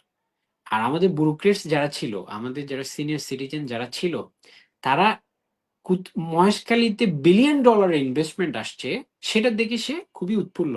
কিন্তু তার যে জন্মভূমি, সেখানে যে $0 পাচ্ছে না, $0ও আসছে না, সেটা নিয়ে তার কনসার্ন ছিল। ন্যূনতম যদি একটু তার কলিগ, তার তার পার্শ্ববর্তী মিনিস্ট্রিতে যদি সে বলতো যে সেইম ১ থেকে ১.৫ কিলোমিটার, ১ কিলোমিটারও না মাথার বাড়ি থেকে এদিকে খুদিয়ারটেকের দিকে আপনার ডিসট্যান্সটা, এদিকে এই ওয়েটাতে কানেক্টিভিটি, বা এখানে কানেক্টিভিটির দরকার নেই আমার। এখানেও যদি কোনো ধরনের কোনো ডেভেলপমেন্ট ওয়ার্ক বা ফেজ এর আওতায় আনা যায়, বা মাস্টার প্ল্যান মহেশখালীকে যে মাস্টার প্ল্যান আমি নিছি, সেটার এক্সটেনশন ফেজেও যদি আমি খুদিয়ারটেক এবং কুতুবদিয়ার কোস্টাল বেসটাকে আমি ইনক্লুড করা যায়, সেটা তো সে বলতে পারতো তার কলিগকে, বা সে তার সুযোগ পেলে। এটা আমরা দেখিনি, এটা আমরা ন্যূনতম দেখিনি। এটা আমি দীর্ঘদিন ধরে আমি বাংলাদেশের নতুন উন্নয়নের, এটা আমি চাক্ষুষ সাক্ষী, ফরেন ডিরেক্ট ইনভেস্টমেন্টের আমি চাক্ষুষ সাক্ষী। আমি এটা দেখিনি, কোনো পলিটিশিয়ানকে আমি দেখিনি। পলিটিশিয়ান আসলে না আমাদের, আমি এজন্যই বলি, এটা আমি আসলে পলিটিশিয়ানদের দোষ দিচ্ছি না। আমরা যে মানের পলিটিশিয়ান আমাদের এই কনস্টিটিউয়েন্সি থেকে যে লেভেলের যে তার তরটা কোন লেভেল হলে এই জিওপলিটিক্যাল এই লোকেশনটা নিয়ে সে হিট করতে পারবে গ্লোবালি। এই ধরনের পলিটিক্যাল আমরা এক্সপেকটেশন আমাদের আছে, কিন্তু আমরা এটা পাইনি, বিগত দিনেও পাইনি, ভবিষ্যতে পাবো কিনা গড নোস বেটার। ভাই আমি কমেন্ট বক্স থেকে একটা প্রশ্ন নিতে চাচ্ছি। আশিক আপনার নামে একজন প্রশ্ন করেছেন যে কুতুবদিয়ায় বিদেশি ইনভেস্টমেন্ট আনা সম্ভব কিনা, এরকম কোন প্রজেক্ট গভর্নমেন্ট বা ইনভেস্টররা হাতে নিতে পারে কিনা, এরকম কয়েকটি প্রজেক্টের বিষয়ে একটু শুনতে পাচ্ছি, এ বিষয়ে আপনার মতামত চাচ্ছি। Good, Asif Adnan, thank you. এই জিনিসটা ইয়াংদের জানা দরকার। কুতুবদিয়াতে আমি কাজ করছি, আমি অলরেডি বিডাকে কয়েকটা ইস্যুস নিয়ে আমি বলেছি। আশিক সাহেবের সাথে আমার ২ বার এই নিয়ে কথাও হয়েছে এবং আমি দেখাও করেছি, আমি বলেছিও কয়েকটা আমাদের মিটিংয়ে।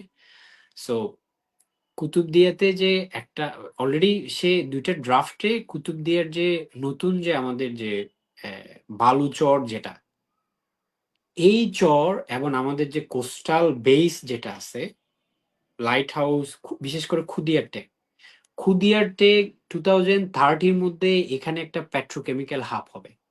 এখানে এলএনজি টার্মিনাল হবে, সরি এলএনজি হাব হবে, নট নট এলএনজি টার্মিনাল। এখানে এলএনজি মানে রিফিউলিং এলএনজি যেটা বলে, মানে এখানে আপনার বড় বড় বার্জে করে আপনারা যদি মংলা বন্দরে যান, মংলা বন্দরে দেখবেন, মংলা বন্দরে কাটাখালি দিয়ে মংলা বন্দরের দিকে যেতে দেখবেন হাতের ডানে মেরিন বেসের আগ পর্যন্ত, হ্যাঁ।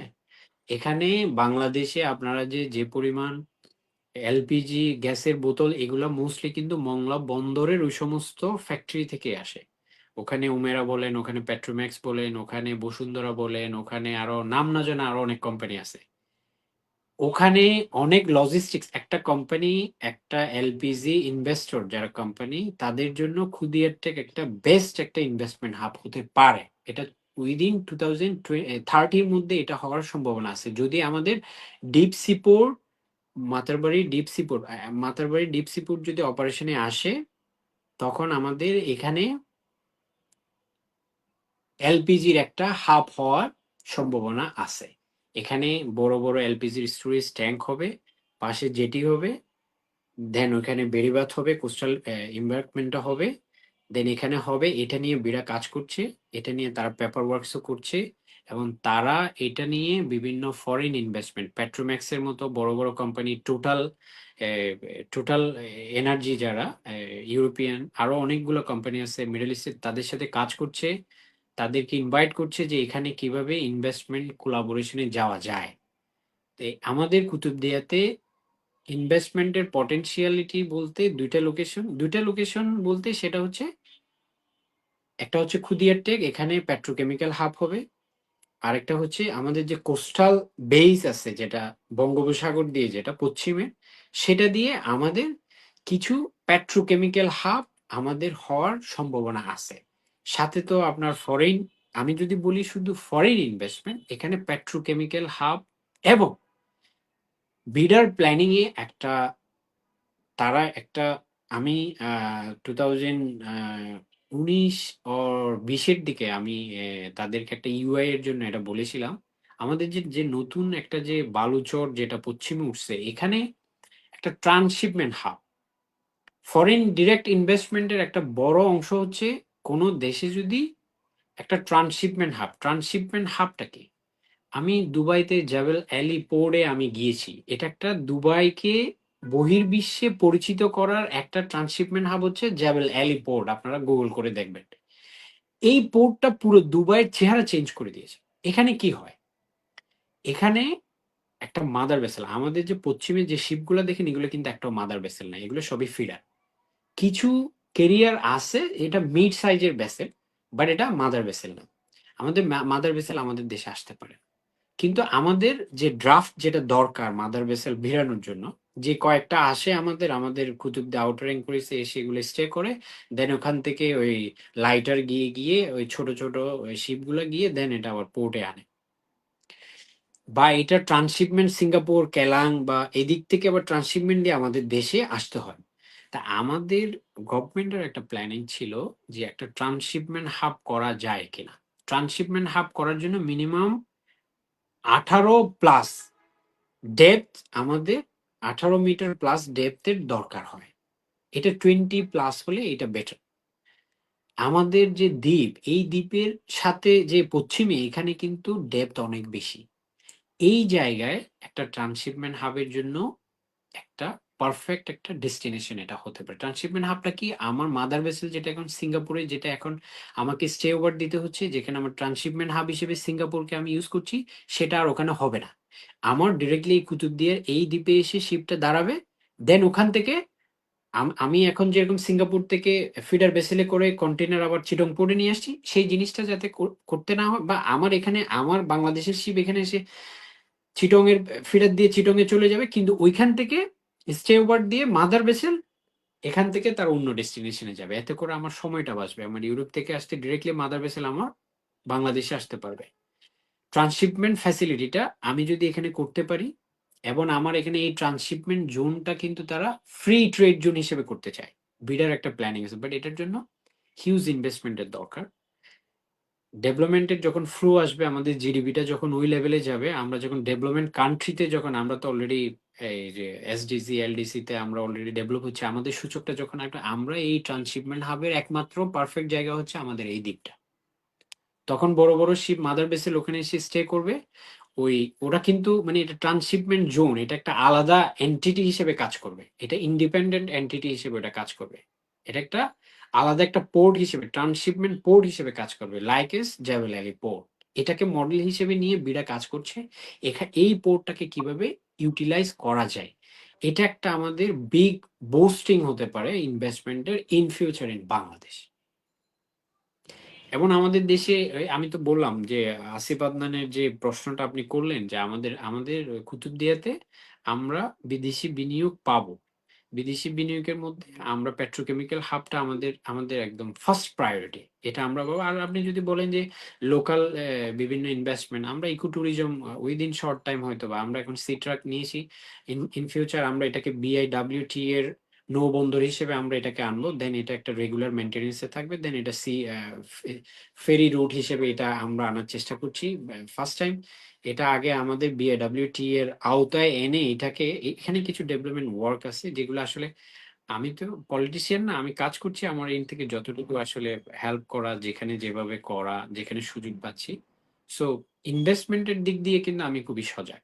আমি ফরেন ইনভেস্টমেন্ট নিয়ে আমি কাজ করছি, এবং আমি কুতুবদিয়াকে কিভাবে একটা ব্র্যান্ডিং, কিভাবে ফরেন ইনভেস্টরদের, ফরেনারদের কিভাবে এটাকে আসলে বুস্ট আপ করা যায়, এটাও একটা ডেস্টিনেশন হাব হতে পারে ইনভেস্টমেন্টের। এই জিনিসটা আমি ইউটিলাইজ করার জন্য চেষ্টা করছি।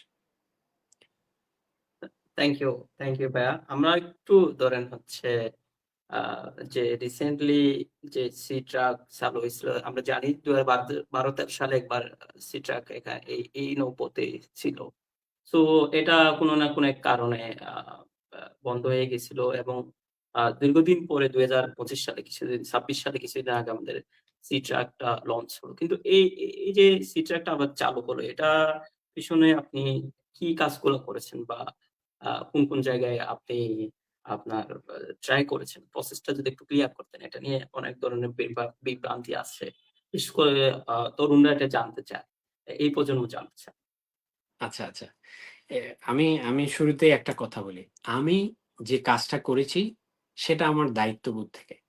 আমি তো কোনো পলিটিশিয়ান না।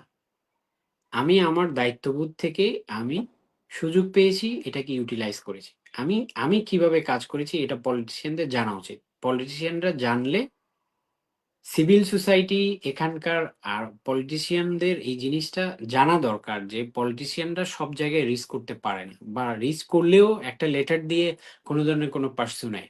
সেক্রেটারিয়েটে কারো মানে এত সময় নাই যে কুতুবদিয়াকে নিয়ে প্রতিদিন নার্সিং করা।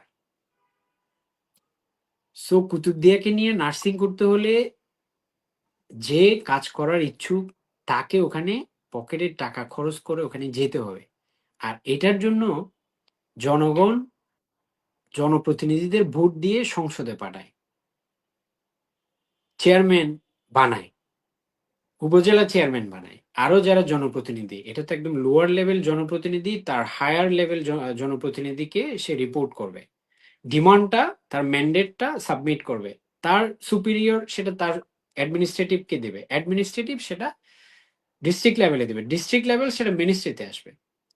কিন্তু আসলে তো হবে না। এটা তো আমরা দীর্ঘদিন ধরেই দেখে আসছি। জিনিসগুলা প্রপার নার্সিং এ ছিল না। মানুষ জিজ্ঞেস করল, "ভাই আসবে?" আমি তো দিছি এটা। এটা মন গড়া উত্তর দিয়ে এটা হয় না। এটাকে প্রপার নার্সিং এর মধ্য দিয়ে রাখে নাই বলেই এতদিন আমরা ওখানে অবহেলিত ছিলাম। আমি তো এই জিনিসটা করেছি, এটা তো আমার একার করিনি। এটা একটা ইউথ একটা ভয়েস এখানে ছিল অলওয়েজ।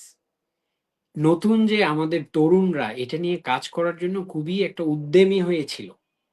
এক্সিস্টিং এখানে যারা পলিটিশিয়ান ছিল, যারা এখানকার রিপ্রেজেন্টেটিভ ছিল, একটা যে মানে এটা একদম এই ম্যান্ডেটটা এটা নিয়ে কাজ করার জন্য পলিটিশিয়ানরা চেষ্টা করেছে, বাট এটা তারা সফল হয়নি। সফল না হওয়ার কারণ হচ্ছে তারা প্রপার নার্সিংটা করে। তারা তাদের দায়িত্ববোধ যে মানুষকে দেখানোর জন্য একটা চিঠি দিয়ে দিলাম, একটা ফোন দিলাম, দ্যাটস ইট। এটা কারো এত সময় নাই, সুযোগ নাই যে সেক্রেটারিতে যে আপনার একটা ফোন কল, আপনার একটা চিঠি পেয়ে ওখানে ফেরি চলে যাবে। ওইটা হয় না। এটার জন্য প্রতিদিন গিয়ে দেখা করতে হয়, কথা বলতে হয়, নার্সিং করতে হয়, একটা রিলেশনশিপ বিল্ড আপ করতে হয়। এটা তো ভাই এই কাজ করার জন্য তো কেউ আপনাকে টাকা দেয় না। এটা আপনি জনপ্রতিনিধি হিসেবে এটা আপনার একটা রেসপন্সিবিলিটি। এইজন্য এই জিনিসটা করতে হয়। আমার ক্ষেত্রে আমি যেটা করেছি, আমি যেহেতু কাজ করি, আমি যেহেতু মিনিস্ট্রিতে যাই, আমি বিশেষ করে আমি যেহেতু আগেও বলেছি আমি শিপিং মিনিস্ট্রির সাথে আমি দীর্ঘদিন ধরেই কাজ করেছি। সো আমি শিপিং মিনিস্ট্রির যিনি সচিব ছিল তার সাথে আমার একটা ভালো সম্পর্ক ছিল এবং আ ফরচুনেটলি সে হচ্ছে সিনিয়র সেক্রেটারি ছিল। সো সেক্রেটারিতে সিনিয়র সেক্রেটারির একটা আলাদা একটা ভাবসাব থাকে। তো ইউসুফ সাহেব ছিল, উনি খুব ভদ্রলোক ছিলেন। তো ইউসুফ সাহেবকে আমি এই জিনিসটা একদিন শেয়ার করি। তো উনি ইউসুফ সাহেব বলল যে, "এটা তো আহামরি কোনো কিছু না। আমাদের তো অনেক আনডিপ্লয়েড অনেকগুলা ইউটিলিটি ফেরি, ইউটিলিটি আ প্যাসেঞ্জার সি ট্রাক আমাদের তো পড়ে আছে। তো তুমি একটু এটাকে নার্সিং করো। যেহেতু পলিটিশিয়ানরা এখানে ইনভলভ হলে জিনিসটা ন্যাস্টি হয়ে যায়। ওদের পাবলিক ইন্টারেস্ট এর চেয়ে তাদের ওন ইন্টারেস্ট টা বেশি সার্ভ করে। সো তুমি একটা কাজ করো, এই জিনিসটাকে কিভাবে ইউটিলাইজ করা যায় এটা নিয়ে।" তো উনি আমাকে একটা গাইডলাইন দেয়। আমি এই অনুযায়ী কাজ করি এবং আমি যমুনাতে গিয়ে একদিন সাখাওয়াত সাহেবের সাথে আমি দেখা করি। তো উনাকে আমি জিনিসটা বুঝাই বললাম যে, "স্যার এই জিনিসটা আমাদের আর্জেন্ট দরকার।" তো বলে যে, "এটা তো আসলে আমার কাছে এসে ওই পর্যায়ে আসেনি। আমি এমনি সিসি-মিসিতে চিঠিপত্র পাই। এই চিঠিপত্র পেয়ে আমাদের কি এত সময় আছে তোমার একটা চিঠি পেয়ে আমি তুমি আসছো, তুমি কথা বলতেছো, এই জিনিসটা বারবার আসতেছো, এটা আমার নলেজে আছে, এই জিনিসটা আমি নার্সিং করছি।" দেন এই যে ইউসুফ সাহেব ছিল আ উনি তো অক্টোবরের শেষের দিকে অবশ্য মিনিস্ট্রি থেকে শিফট হয়ে যায়। তখন উনি আরেকজনকে দায়িত্ব দিয়ে যায়। তখন ওই যে এই ভদ্রমহিলা একজন যে নুরুন নাহার, ওই ভদ্রমহিলাও বেশ কোঅপারেটিভ ছিল। তো ওই যে আমি আপনাকে বললাম একজন সচিব যে একটা নোট দিয়ে গেছে এই জিনিসটা পিপলস ম্যান্ডেট। এটা আর্জেন্ট। এক্সিস্টিং যে সেক্রেটারি যে নোট দিয়ে গেছে এই জিনিসটা ফলো আপ এ রাখবেন। তো শিপিং মিনিস্ট্রি যখন এই জিনিসটাকে ফলো আপ এ রাখছে বিএডব্লিউ তারই কনসার্ন তারই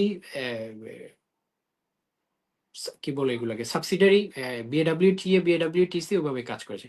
তো বিএডব্লিউটি এর চেয়ারম্যান খুবই আন্তরিক ছিল এই জিনিসটা নিয়ে। বিশেষ করে বিএডব্লিউটি এর কয়েকজন অফিসার ছিল যারা আমি যেহেতু ইঞ্জিনিয়ার, আমি তো ইঞ্জিনিয়ারিং বিভিন্ন ক্লাবে গিয়েও আড্ডা-টাড্ডা দিয়ে আমার সাথে বেশ ভালো সম্পর্ক-টম্পর্ক ছিল। তো আমি এই জিনিসগুলাকে ইউটিলাইজ করে তাদেরকে দিয়ে কিভাবে এই জিনিসগুলা স্মুথলি করা যায় আমি তাদের সাথে একটা যোগাযোগ রাখতাম, যেতাম, কথা বলতাম। বিশেষ করে আমি পিডি নিয়োগের ক্ষেত্রে আমি আশরাফ ভাইকে প্রায়োরিটি দিয়ে কথা বলেছি। আশরাফ ভাইকে দেওয়ার আশরাফ মানে হচ্ছে আমাদের যে কুতুবদিয়া মহেশখালীতে যে কুতুবদিয়ার যে এই যে আপনি পন্টুন থেকে শুরু করেন না, ও আশরাফ হচ্ছে একমাত্র ব্যক্তি যিনি খুবই প্রোডাক্টিভ। সে শুধু কাজ বুঝে। আপনি সন্দ্বীপ বলেন, সন্দ্বীপের যে ফেরি, সন্দ্বীপের যে ঘাট এগুলো কিন্তু আশরাফ ভাইকে দিয়ে করায়। তো আমি আশরাফ ভাইকে আমি চিনি। আমি আশরাফ ভাইকে বললাম, "আশরাফ ভাইকে দায়িত্ব দেন। আশরাফ ভাই এটা করে দেবে।" আমি আশরাফ ভাইয়ের সাথে একটা পার্সোনাল সম্পর্ক আমি আশরাফ ভাইকে বললাম যে, "আপনি ভাই এই যিনি" আশরাফ ভাইয়ের বন্ধু ছিল একজন আমারই খুবই কাছের বড় ভাই ওসমান গনি। তারা ব্যাচমেট একই। তা আমি আবার ওসমান গনি আবার বিএডব্লিউটি এর অফিসার্স অ্যাসোসিয়েশন এর প্রেসিডেন্ট ছিল। তো আমি এবং ওই যে বিএডব্লিউ ডিরেক্টর যে আরিফ সাহেব আছে তারা আবার কলিগ। আমি তাকে বললাম যে, "আসলে এই জিনিসটা আমাদের খুবই দরকার।" এখানে যতই ব্যুরোক্রেসি আছে যেখানে আসে আমি ফেস করব, আপনি এই জিনিসটা আমাদের মানে এটা খুবই দরকার। তো উনি এটা খুব গুরুত্ব সহকারে নেয়।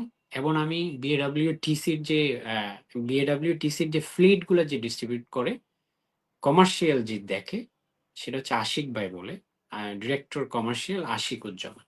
আশিক ভাই খুবই কোঅপারেটিভ ছিল। আশিক ভাই বললো যে তুমি আমাকে ইনফ্রাস্ট্রাকচার রেডি করে দাও, আমি তোমাকে ফেরে দেবো। তার একটাই ওয়ার্ড এবং সেটা সে করেছে। আমি বললাম যে ভাই ফেরি দিব, এটা আমরা শুনে আসতেছি। সি ট্র্যাক দেবেন, এটা আমি চাই, এটা উইদিন শর্ট টাইম, এটা আমি ইমপ্লিমেন্টেশন চাই।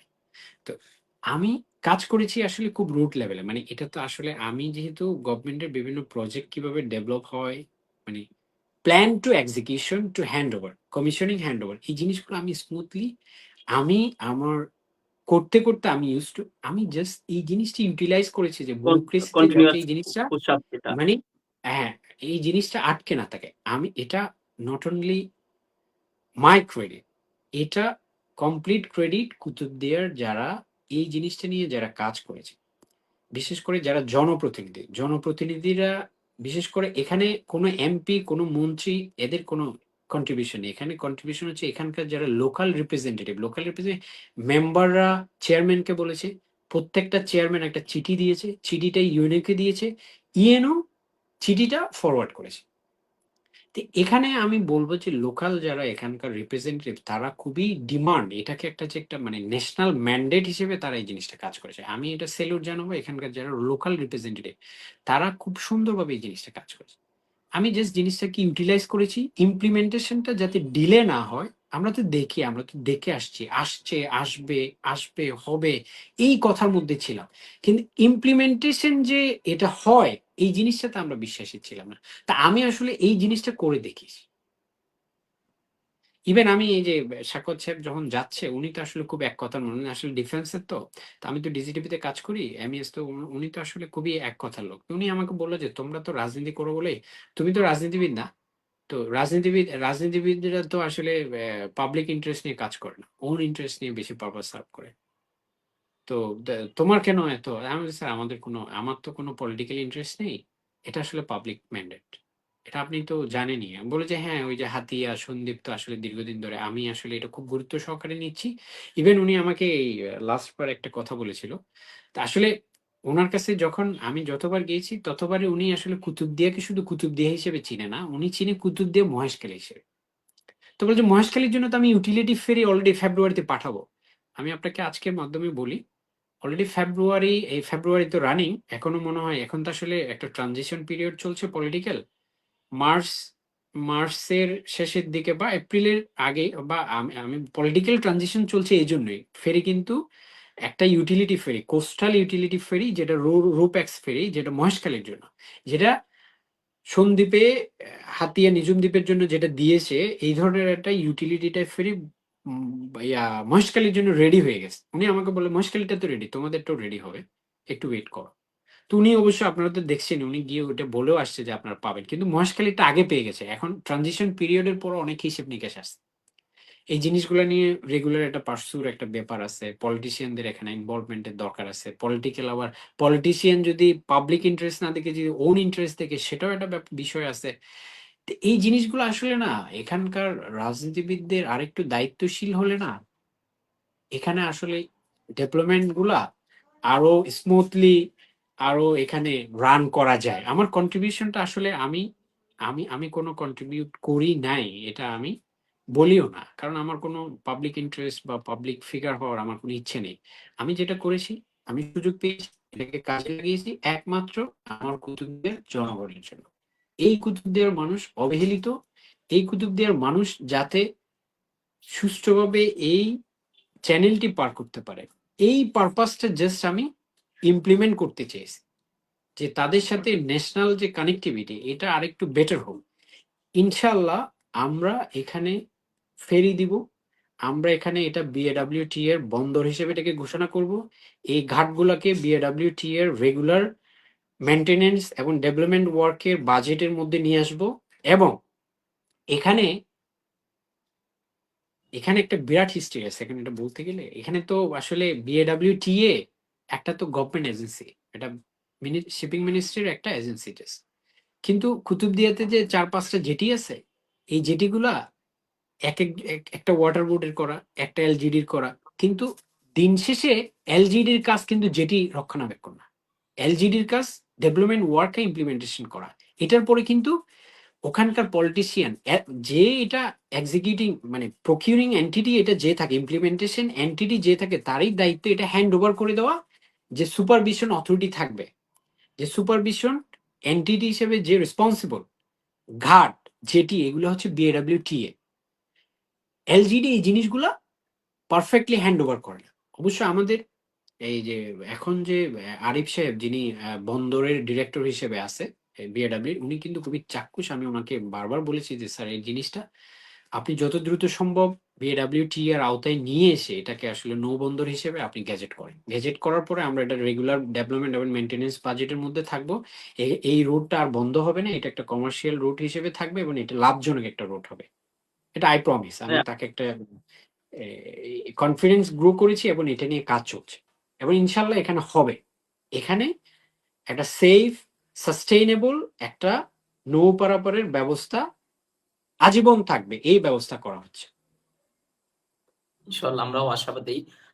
এখানে হচ্ছে বাংলাদেশে ২ ধরনের ফেরি দেখা যায়। আমরা শুধু বিআইডব্লিউ তে ফেরিটা নিয়ে কথা বলি। সড়ক জনপদের ওদের অনেকগুলা ফেরি আছে। বা অনেকগুলা বা নৌপথ আছে। যেখানে আ তাদের দেখা যাচ্ছে ইকোনমিক্যালি লসে থাকলেও জনস্বার্থে বা বিভিন্ন পাইলট প্রজেক্ট হিসেবেও চালু করা হয়। সো আমরা মানে বিআইডব্লিউটি ফেরিটা নিয়ে কথা বলি, কিন্তু সড়ক জনপথের রোডস অ্যান্ড হাইওয়ের যে ফেরিগুলা, হ্যাঁ? কানেক্টিভিটি তাদের যে মোটোটা কানেক্টিভিটি পাস্ট, হ্যাঁ? তো এটা নিয়ে আচ্ছা এখানে সম্ভাবনাটা কেমন আছে? আচ্ছা, আমি একটা জিনিস বলি, সেটা হচ্ছে আরএসজি হেডকোয়ার্টার, ওনার নাম হচ্ছে মেকানিক্যাল ফেরি। একটা সেকেন্ড আমি বলি। ফেরি উইংস, এই যে আরএসজি তে একটা ফেরি উইংস একটা আছে, এই যে নতুন এটা কি বলে, কি বিল্ডিং জানি এটা, সড়ক ভবন যেটা, না না না, সড়ক তেজগাঁ। ভবনের তেজগাঁও হেডকোয়ার্টারে যেতে সামনে ডিএমটিসিএল বিল্ডিং বলে, ওখানে ওই যে ফেরি উইং এই জিনিসটা মেকানিক্যাল ডিভিশনটা ওরা ওখানে বসে। অনেকজন এক্সেইন আছে, ওনার সাথে আমার দীর্ঘদিন মানে ওখানে আমি ওই ওই এক্সেনের সাথে আমি দীর্ঘদিন কথা বলেছিলাম। আসলে আরএসজির কাজ হচ্ছে রোড নির্মাণ করা, রোড মেইনটেনেন্স করা, নতুন নতুন রোড। কিন্তু ফেরিটা আসলে তাদের একটা বোঝা। যেখানে ফেরি রোড থাকবে সেটা তারা এক্সটেনশন না, সেটা কিভাবে বিএডব্লিউ টিএ কে হ্যান্ড ওভার করার এই জানে। কিন্তু ওই আপনি যেটা বললেন বিএডব্লিউ আরএসডির যে ফেরি উইং যেটা রয়েছে, সেটা তাদের একটা লস প্রজেক্ট, কিন্তু এটা ওরা বাধ্য হয়ে চালায়। কিন্তু ওরা নতুনভাবে কোনো প্ল্যানের মধ্যে ফেরি এক্সটেনশন করবে, একটা রোডে যে ফেরি দিয়ে যে তাদের আরএসজির ইয়াটা এক্সটেন্ড করবে, আ এই ধরনের প্ল্যান তাদের নেই। তারা যখন এপিপি করে, তারা যখন ইয়ারলি যখন অ্যানুয়াল প্ল্যান যেটা করে, সেখানে তাদের এই ধরনের এক্সটেনশনটা নেই। আপনি যেটা বলেছেন সেটা একটা ভ্যালিড একটা পয়েন্ট, যে এটা আমাদের বিএডব্লিউ টিসির আওতায় যদি এই জিনিসটা চলে, কমার্শিয়ালি বায়াবল না হলে এটা বন্ধ হয়ে যাওয়ার একটা সম্ভাবনা থাকে। সেক্ষেত্রে আরএসজি নতুনভাবে কোনো ফেরি রুট নতুনভাবে তারা অ্যাকোয়ার করার পক্ষে না। এখন এটা মিনিস্ট্রি থেকে, এটা তো আরএসজি তো একটা ইউনিট। আরএসজি এটা যে প্ল্যান নিয়ে যে প্ল্যানিং মিনিস্ট্রিতে পাঠাবে, প্ল্যানিং থেকে যে অর্থ মন্ত্রণালয়ে পাঠাবে, ওরা এটা অ্যাপ্রুভ করে না। করে না কেন? এটা আমরা ওই ইউনিটটা আরএসজি মানে এটার জন্য আমার ডেডিকেটেড একটা ইউনিটই আছে। বিএডব্লিউ টিসি হচ্ছে এই জিনিসটাই দেখবে, শিপিং মিনিস্ট্রি। মানে আরএসজি কে ওরা এটা প্রমোট করেনি। যেহেতু আমরা তো আমাদের রুটটা যদি এরকম থাকতো, যে কোথাও কোনো একটা নথিতে যদি এরকম থাকতো যে আরএসজিরাও তো এখানে ফেরি চালানো যায় নন প্রফিট হলেও, কিন্তু আমাদের রুটটা ওইভাবে নাই। হ্যাঁ, আমরা ওই যে কোস্টাল এরিয়া হিসেবে বিএডব্লিউ টিসি শিপিং মিনিস্ট্রির আওতায় আমাদের এটা এই জিনিসটা। কিন্তু ওই আপনি যেটা বললেন আরএসজির আওতায় গেলেও আমরা অতটা সুফল আমরা পাবো না। কারণ আরএসজির কাজ না, কিন্তু আরএসজির অত ম্যান পাওয়ার, অত লজিস্টিক্স নেই রেগুলার এটা মেনটেনেন্স করা। এটা আমাদের হ্যাঁ ভাই, একটা লং টার্ম। আপনার পয়েন্ট আমি বুঝতে হ্যাঁ, পারছি। আ হ্যাঁ, মানে লং টার্ম। আমরা আপনি তো এই যে ডিএমটিসিএল এর যে ফেরি উইং এর একজন এক্সেন আছে, আমি তো ঢাকা জোনের যে এসি আচ্ছা, সাইমন আমাদের সাহেব, কুতুবদিয়ারও একজন আছেন মেকানিক্যাল এর। হ্যাঁ ওই যে হ্যাঁ, সাদ্দাম তো ওই হোসেন যে সাহেব। হ্যাঁ, আমি ওই যে অ্যাকসেন্টকে তারা একটা ওই যে কোথায় জানি একটা ওনাকে একটা ওই যে একটা ফেরিকে আমরা পটুয়াখালীর দিকে ওনাদের একটা কিছু ফেরিকে প্রজেক্ট এখন করতেছে। উনি একটা একটা অফার উনি আমার সাথে কাজ করেছিল একটা ওই যে আমরা একটা চাইনিজ একটা পাইলটিং একটা প্রজেক্ট মানে হুম আমাদের যে হুম ইউটিলিটি ফেরি আছে এই ফেরিগুলোকে আমরা ইলেকট্রিক করার জন্য আমি ওনার সাথে এগুলো নিয়ে কাজ করেছিলাম বাট এটা সাস্টেইনেবল না। তো আমি যতটুকু ওনাদের নলেজ থেকে এবং একজন এডিশন এই টেকনিক্যাল সার্ভিস উইং এই জিনিসগুলো দেখে টেকনিক্যাল সার্ভিস উইং এর যে শোয়েব আহমেদ উনি additional chief engineer current additional chief engineer. এই শোয়েব আহমেদ হচ্ছে এই ওনার রিপোর্টিং মানে এই মেকানিক্যাল যে অ্যাক্সিডেন্ট সে ওনাকে রিপোর্ট করে।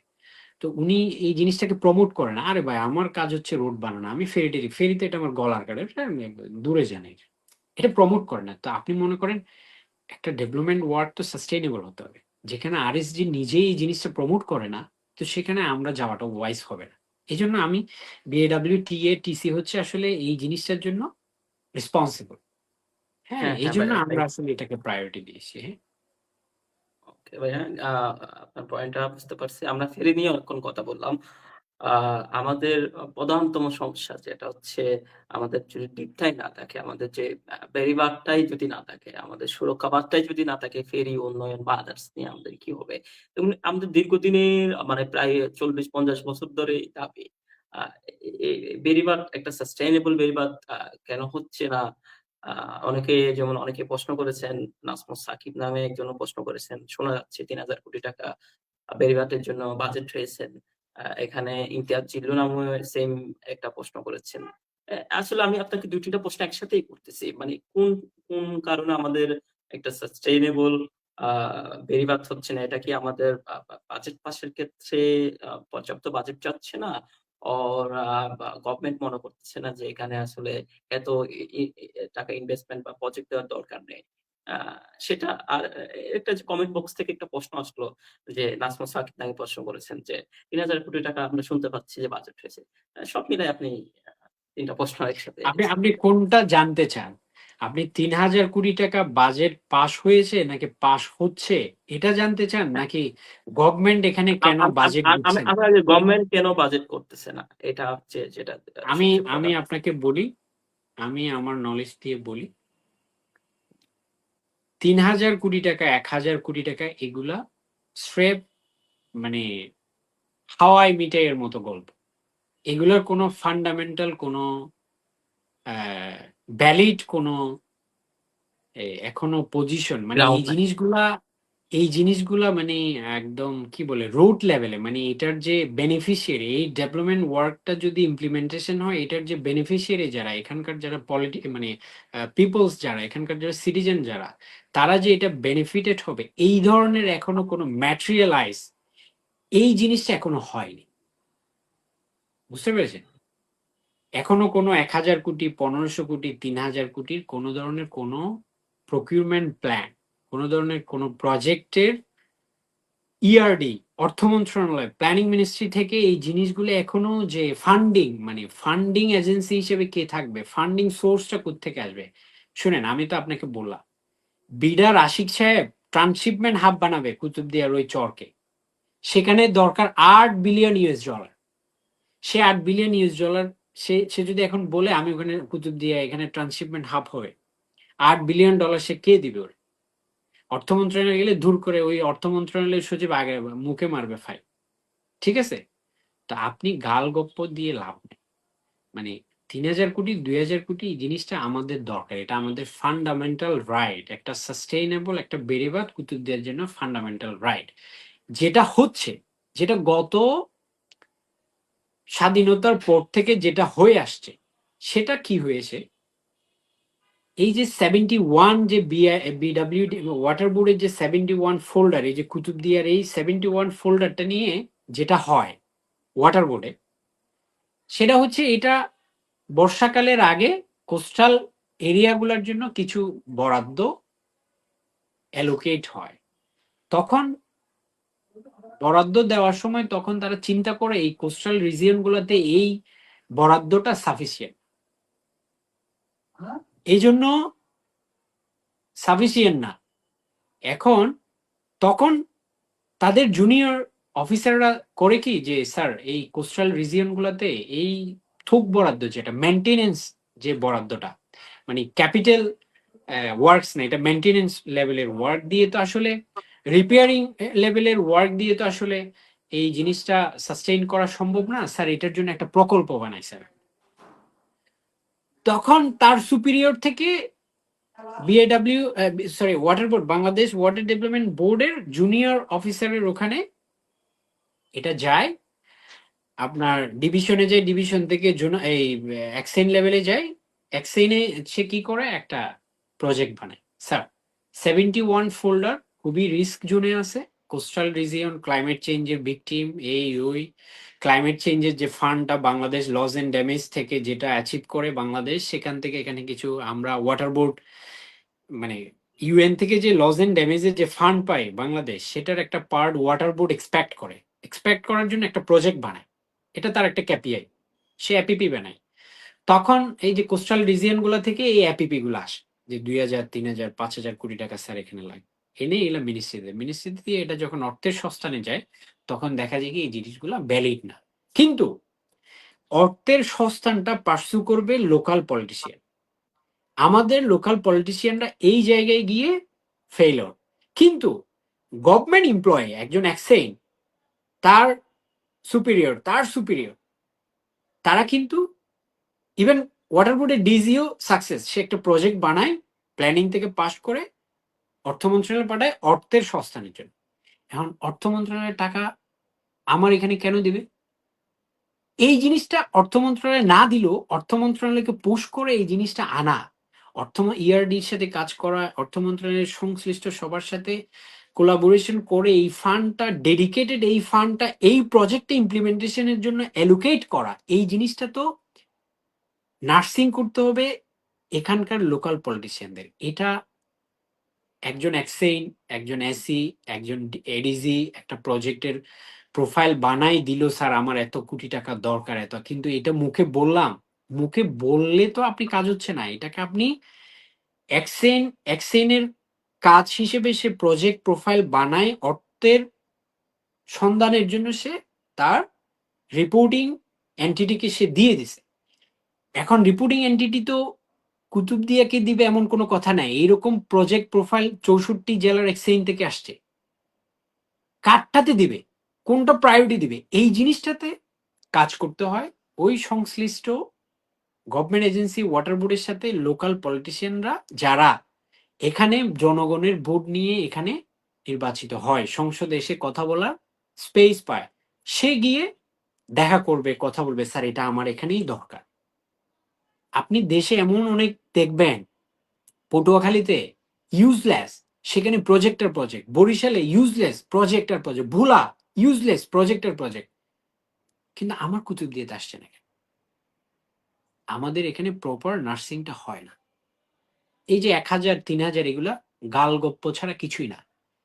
এই জিনিসটা ওয়াটার বোর্ডের অফিসারদের তো আমি আপনার ট্যাক্সের টাকায় ওনাদের বেতন হয় শুধু গভর্নমেন্ট এমপ্লয়ি হিসেবে জনগণের বিভিন্ন ধরনের প্রবলেমকে হায়ার অথরিটিকে রিপোর্ট করা। হায়ার অথরিটি এটা ইমপ্লিমেন্টেশন করার দায়িত্ব হচ্ছে একটা পলিটিক্যাল গভর্নমেন্ট বা গভর্নমেন্টের যারা ডিসিশন মেকার থাকে তারা। লোয়ার লেভেলের এন্টিটি গুলা তাদের প্রজেক্ট পাঠাবে, স্যার আমার এখানে এই আমার এলাকায় আমি ওয়াটার বোর্ডের দায়িত্বে আছি, আমি আমার আওতায় আমার জুরিসডিকশনে যে এরিয়া 71 ফোল্ডারে এই টাকার দরকার, এই টাকার দরকার হলে এই টাকা যদি আমি বাজেট অ্যালোকেটেড পাই, তাহলে আমি আমার দ্বীপের চারিদিকে একটা সাস্টেইনেবল একটা বেড়িবাঁধ আমি দিতে পারবো। এখন এই বাজেটটা আপনি আমাকে দেন। ওয়াটার বোর্ডের এক্সচেঞ্জের কিন্তু এত খাইয়ে দিয়ে কাজ পড়ে না যে প্রতিদিন সে এটা নিয়ে নার্সিং করবে। তার কিন্তু ক্যাপিআই হচ্ছে তার সুপিরিয়রকে ফাইলটা দিয়ে দাও। নার্সিং করার দায়িত্ব হচ্ছে লোকাল রিপ্রেজেন্টেটিভ। আমরা এখানে ফেল, আমরা শুধু মুখে বলছি, কোনো কাজ করছি না। এটাই হচ্ছে আমাদের আমাদের কিন্তু মূল সমস্যাটা হচ্ছে আমরা প্রপার নার্সিং এ যাই না, আমরা শুধু মুখেই বলে যাচ্ছি। ইমপ্লিমেন্টেশন আমরা বিশ্বাসী না, আমরা শুধু প্ল্যান শোনাতে বিশ্বাসী। তো এটা আমি এর মধ্যে নেই, আমি ইমপ্লিমেন্টেশনে বিশ্বাসী, আমি প্ল্যানে বিশ্বাস করি না। হ্যাঁ, থ্যাংক ইউ ভাইয়া। আমরা অলরেডি প্রায় ১ ঘন্টা ২০ মিনিট মতো আ সময় নিয়েছি আপনার। আমি সর্বশেষ এখন বাংলাদেশে নির্বাচন চলছে। এই নির্বাচনের উপর অনেক ইনভেস্টমেন্ট অনেক কিছুই নির্ভর করতেছে। সো এই নির্বাচনে আপনি যারা নির্বাচিত হয়ে আসবে তাদের কাছে কি প্রত্যাশা করেন অথবা আপনার কি প্রত্যাশা কারা নির্বাচিত হয়ে আসুক? দেখুন, আমি আসলে স্থানীয় রাজনীতি নিয়ে কথা বলতে চাই না। আমি কয়েকটা বলি। আমি যারা ভোটার তাদের উদ্দেশ্যে আমি কয়েকটা কথা বলি। আমাদের দেশে আমাদের বিশেষ করে কুতুবদিয়া মহেশখালীর কয়েকটা কথা না বললেই নয়। আপনি একটু স্মরণ করেন, আমি কয়েকটা পয়েন্ট বলি এখানে। একটা হচ্ছে আমার পশ্চিমের যে আমাদের যে কুতুবদিয়া আউটার অ্যাঙ্করেজ, এই আউটার অ্যাঙ্করেজ এর উপরে পুরো বাংলাদেশের অর্থনীতি ডিপেন্ড করে। এই আউটার অ্যাঙ্করেজ এর উপরে আমাদের কুতুবদিয়ার জেলেদের জীবনযাত্রার মান এবং তাদের পরিবার ডিপেন্ডেন্ট। এই যে শিপ যে ওখানে অনবরত চলে, চিটং বন্দরের যে শিপগুলো যে ওখানে চলে, যে বার্থিং করে, সেটার জন্য আমাদের আদি পেশা কিন্তু জেলে। আমাদের জেলে যারা ওখানে, এই যে কৃষক এই ভাইয়েরা, এই জেলেরা যে ওখানে তাদের জীবন জীবিকা যে ব্যাহত হচ্ছে, এটা নিয়ে যে এখান থেকে সংসদে আসবে তাকে এটা ভয়েস রেইজ করতে হবে। এটা প্রপার একটা পুনর্বাসন। ভেরিফাই। হুম, আমি যদি বন্দর আমার যে আমার লোকাল সিটিজেনের যে এরিয়া, যে চ্যানেল, এই চ্যানেল বন্দর বৃহৎ স্বার্থে, দেশের বৃহৎ স্বার্থে এটা ইউজ করতে পারে, এটা গভর্নমেন্ট অ্যাক্ট আছে, এটা আমি দিলাম।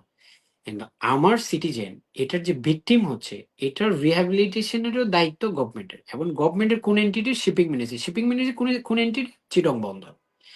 এই যে বন্দর থেকে যে এই ক্ষতিপূরণ, এটা নিতে জানার মতো গলা বড় করে সংসদে গিয়ে বলতে যেতে হবে, আমি এই ধরনের প্রতিনিধি ওখান থেকে চাই।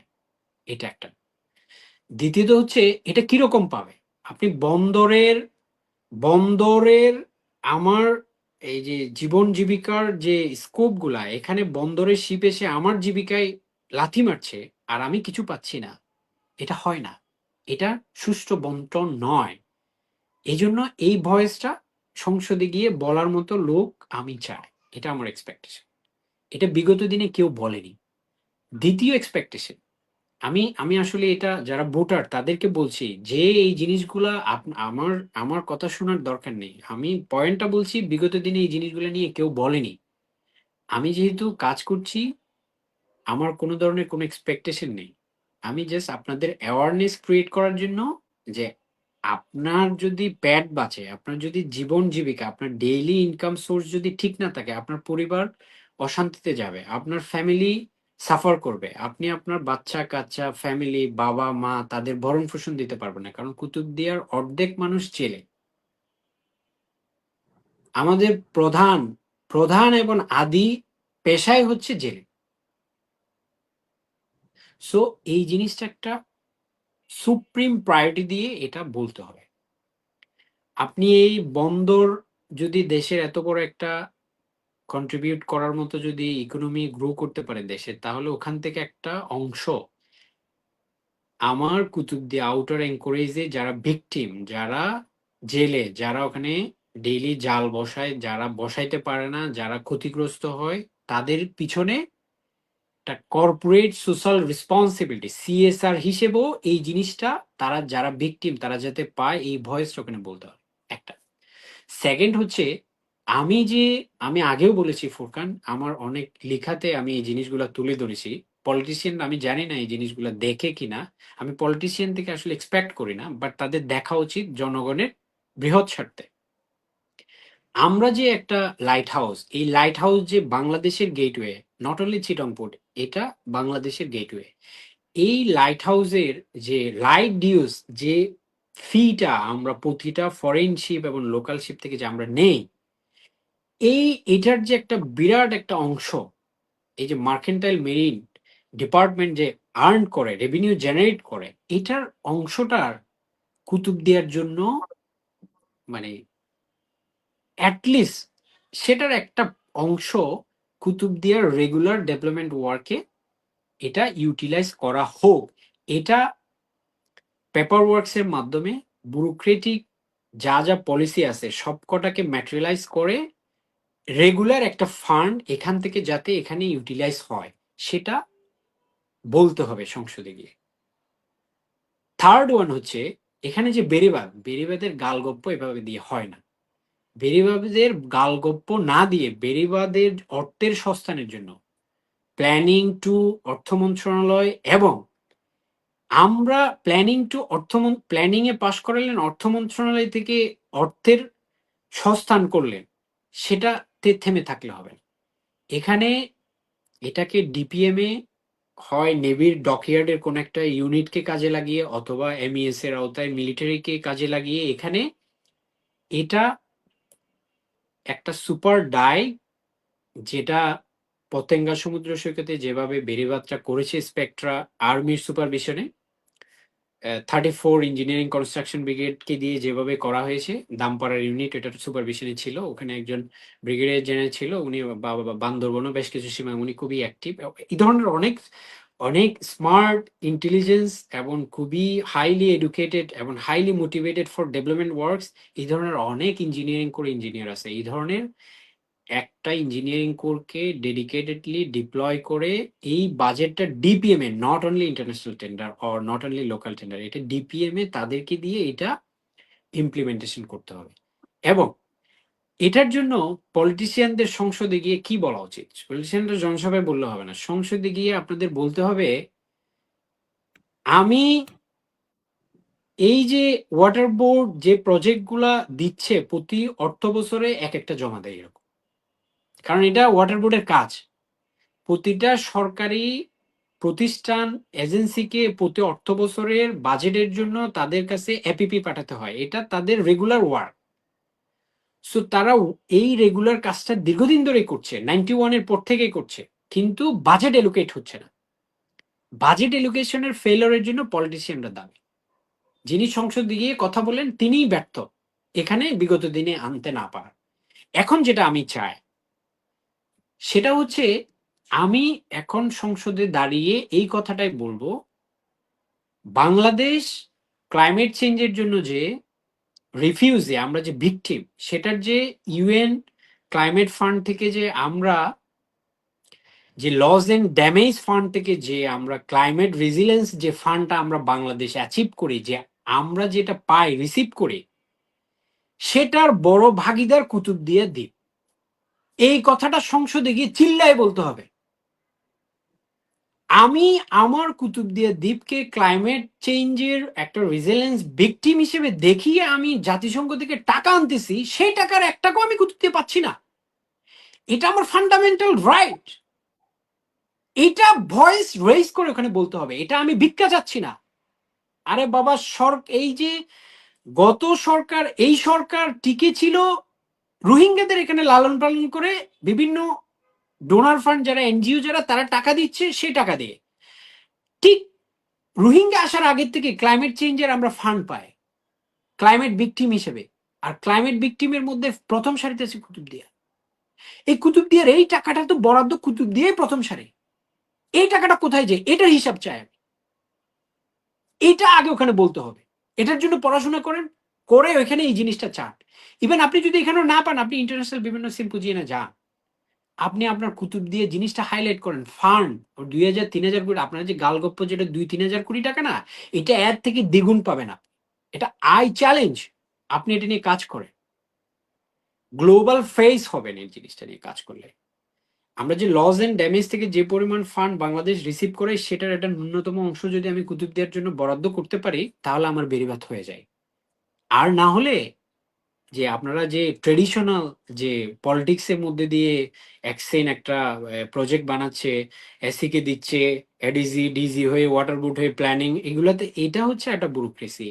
আপনি যদি ফান্ডের সংস্থান করতে না পারেন এই ধরনের প্রজেক্ট, এটা তো তার কেপিআই, একটা গভর্নমেন্ট অফিসারের কাজই হচ্ছে এটা, জনগণের কোথায় কি দরকার এটা। কিন্তু পাস করানো একটা লিমিট থাকে 50, আপনারা তো আমার থেকে ভালো জানবেন, 50 কোটির উপরে গেলে সেটা একনেক এপিপি ডিপিপি সিসিজিপি থেকে দুনিয়ার কাজ কারবার। এই জিনিসগুলো তো একটা এক্সেন লেভেলের ও গিয়ে ওখানে দৌড়াবে না। একটা politician should take some responsibility. এটা আপনাদের করতে হবে, এবং এটা সংসদের দ্বারা এটা বলতে হবে। থ্যাংক ইউ ভাইয়া। আমি আপনার ৩ টা পয়েন্ট খুবই এক্সাক্টলি বুঝতে পেরেছি। আশা করি যারা আমাদের সাথে যুক্ত আসছেন তারাও বুঝতে পেরেছেন। আ রিয়াজ মাহমুদ নামে একজন একটা প্রশ্ন করেছেন, সম্পূরক প্রশ্ন। এটা আমার সাথেও মিলে, তাই আমি প্রশ্নটা নিচ্ছি। সেটা হচ্ছে যে উনি আ যে ভাই আমি কুতুবদিয়ার অনেক বেকার ছেলেদের দেখেছি। কেউ ইন্টার পাস করে এসএসসি আ এরপরে বেকার হয়ে যাচ্ছে। তো এই প্রশ্নের সাথে আমি টোটাল একটা প্রশ্নই আপনাকে করতে চাই যে, এখন যে আমাদের মেইন আমাদের যে স্ট্রেংথ সেটা হচ্ছে আমাদের নলেজ বা আমাদের পড়াশোনা। এটা আমাদের আমাদের এখন প্রধানতম পেশা বা স্ট্রেংথ হয়ে দাঁড়িয়েছে। সো আপনি কুতুবদিয়ার এখন যে তরুণ প্রজন্ম বা জেনারেশন জেড এদের উদ্দেশ্যে আপনি কি বলবেন? সর্বশেষ যেটা প্রশ্ন। আসলে এই আপনার আপনার কর্মসংস্থানের পরামর্শ। বিষয়টা, হ্যাঁ, কর্মসংস্থানের বিষয়টা আসলে একটা ন্যাশনাল ক্রাইসিস হয়ে দাঁড়িয়েছে। হ্যাঁ, এটা তো আসলে কর্মসংস্থান সৃষ্টির প্রধান কাজই হচ্ছে আসলে যারা গভর্নমেন্টের দায়িত্বে থাকে তাদের আসলে প্রধান responsibility যে কিভাবে আসলে কর্মসংস্থান সৃষ্টি করা যায়।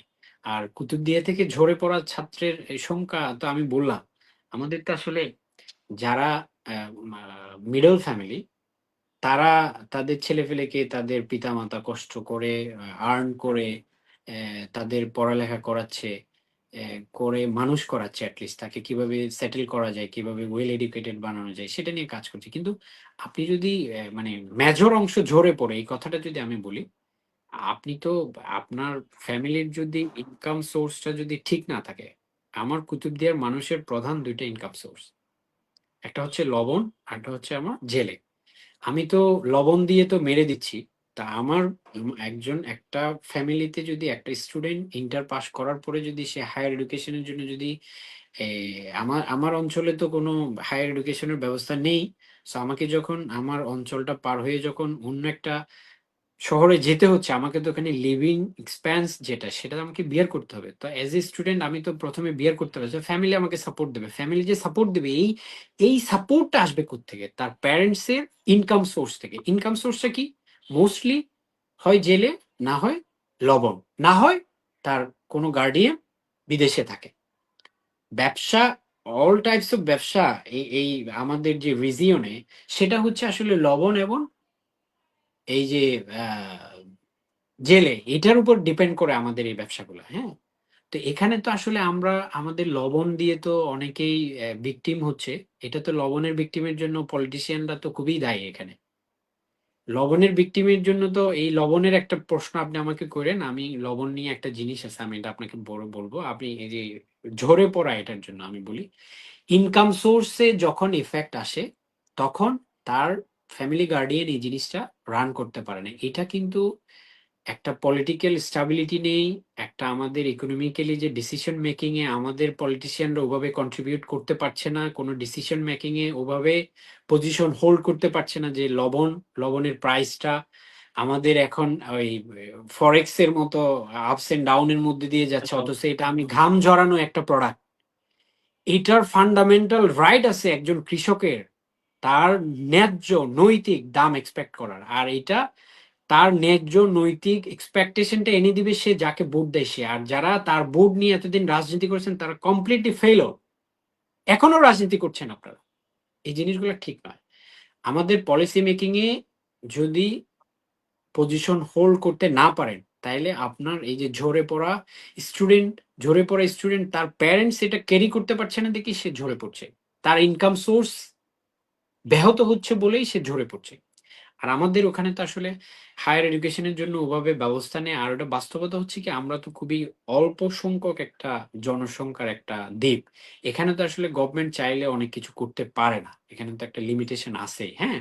যেখানে আমাদের চেয়েও বেশি ভাইয়া জনসংখ্যা। হ্যাঁ, গভর্নমেন্ট করতে পারে না মানে আ যারা স্টুডেন্ট আছে বা ইয়াং আছে তারা নিজেদের স্বউদ্যোগে বা নিজেদের কেরিয়ারে কি করতে পারে?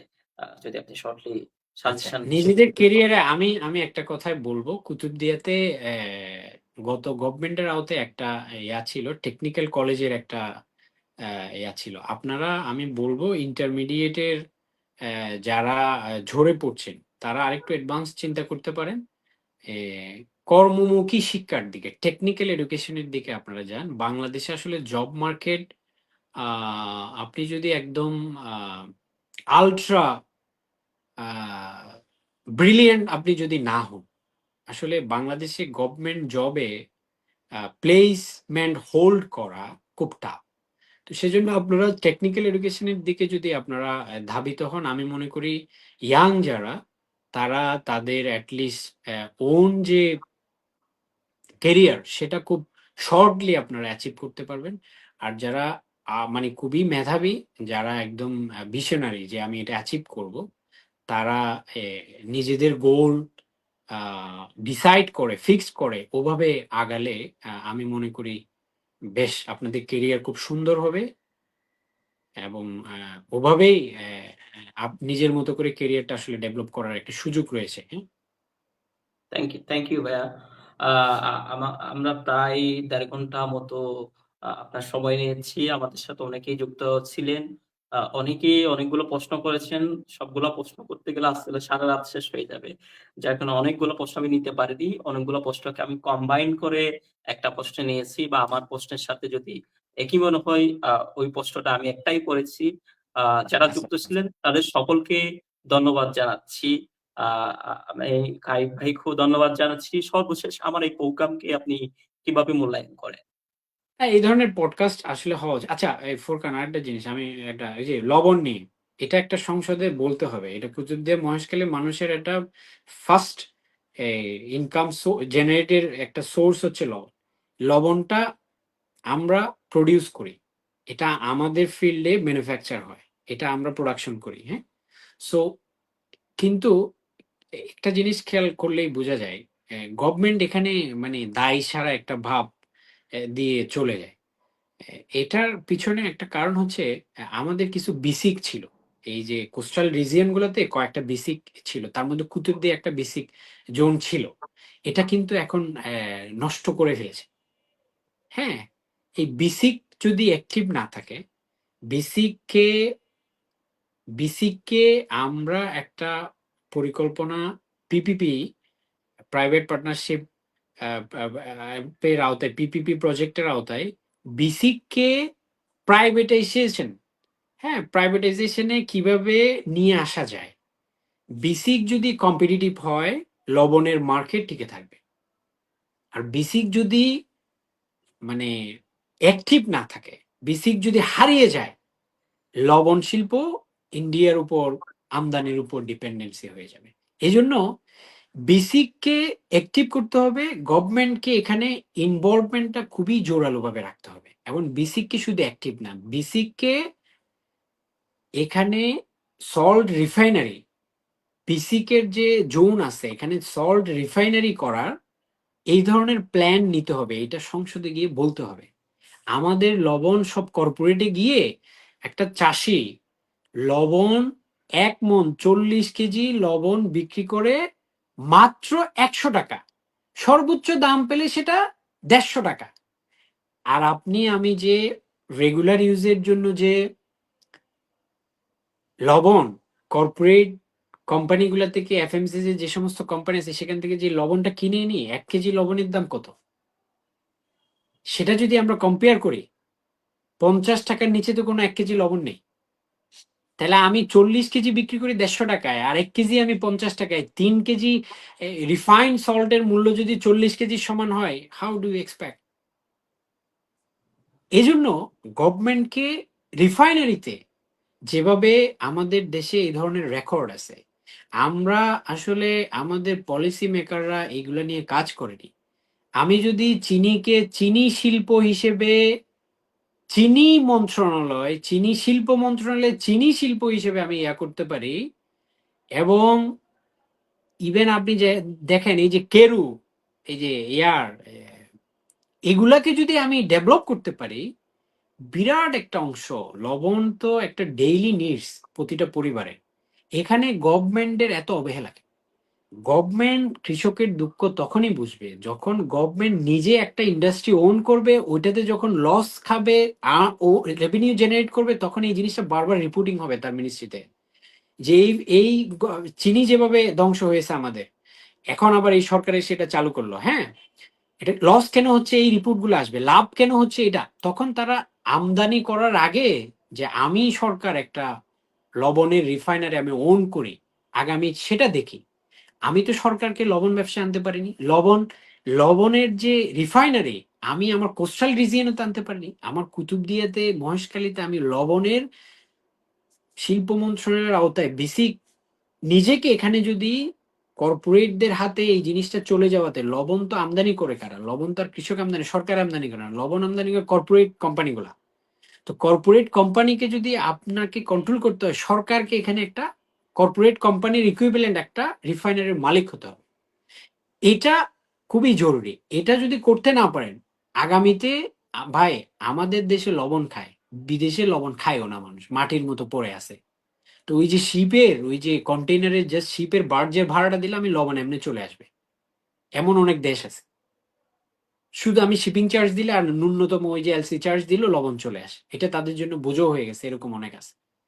তো এই জন্য এখানে যদি এটা তো গভর্নমেন্ট করতে পারে না, যেহেতু এটার উপর অনেক ফ্যামিলি, অনেক কৃষক, অনেক এই লবণ চাষী ভাইয়েরা এখানে জড়িত, সেজন্য এখান থেকে যিনি জনপ্রতিনিধি হবেন তাকে সংসদে গিয়ে বলা উচিত বৃহৎ স্বার্থে যে বিসিক এর আওতায় কর্পোরেট কোম্পানিগুলাকে ব্যারিয়ার ক্রিয়েট করার জন্য, লবণের যে দামের বৈষম্য দিয়ে তারা যে প্রতি অর্থ বছরে যে খেলতেছে, যে মানুষের জীবন জীবিকা, যে রুটি রুজি, তার যে একটা কৃষকের যে তার যে ডিমান্ড, এটা তার যে ফান্ডামেন্টাল রাইটস, যে লবণের ন্যায্য দাম, সেটা নিয়ে যে কর্পোরেট কোম্পানিগুলো প্রতিনিয়ত গেম খেলছে, এই জিনিসটাকে প্রোটেক্ট করার জন্য এখানকার যে কনস্টিটিউয়েন্সি থেকে যে ইলেক্টেড এমপি হবে তার উচিত সংসদে গিয়ে এখানে শিল্প মন্ত্রণালয়ের আওতায় এখানে লবণ সল্ট রিফাইনারি, মডার্ন লেটেস্ট টেকনোলজির সল্ট রিফাইনারি কোস্টাল রিজিয়ন যেগুলো আছে কুতুবদিয়া মহেশখালী,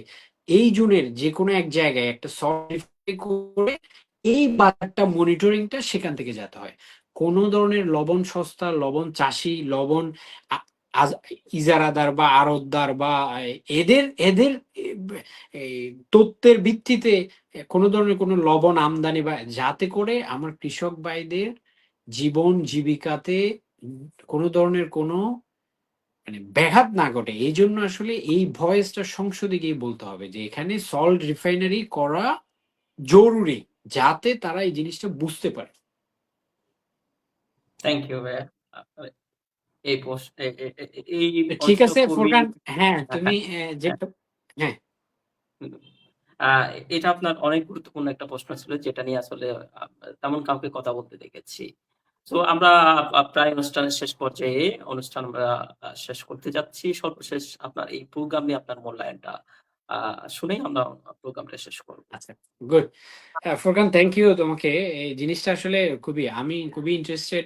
ইয়াং ছেলেরা, ইয়াং এনথুজিয়াস্টিক যারা, তারা আসলে এখন তো সোশ্যাল নেট এই ধরনের পডকাস্ট গুলো থেকে আসলে ইয়াং যারা, ইয়াং এনার্জেটিক যারা, এখন এখন তো আসলে নতুন একটা রিভলিউশন সারা ওয়ার্ল্ড ওয়াইড চলে আসছে, যারা এআই এর এই যুগে এখন মডার্ন ওয়ার্ল্ড অনেক অ্যাডভান্স। হ্যাঁ, সো এই ধরনের পডকাস্ট গুলা হয় কি, অনেক স্টুডেন্ট আছে, অনেক ইন্ডিপেন্ডেন্ট, মানে যারা চিন্তা করে, হ্যাঁ, তারা অনেক কিছু শিখতে পারে, জানতে পারে, তারা তাদের সিনিয়র সিটিজেন সম্পর্কে জানতে পারে, তারা তাদের মোটিভটা জানতে পারে, তাদের থটটা কি, ডেভেলপমেন্ট মোটিভটা কি ধরনের, তার যে হোমল্যান্ড সেটা কিভাবে পিছিয়ে যাচ্ছে, কোথায় ব্যারিয়ার, এই জিনিসগুলো আসলে শেয়ার করা যায়।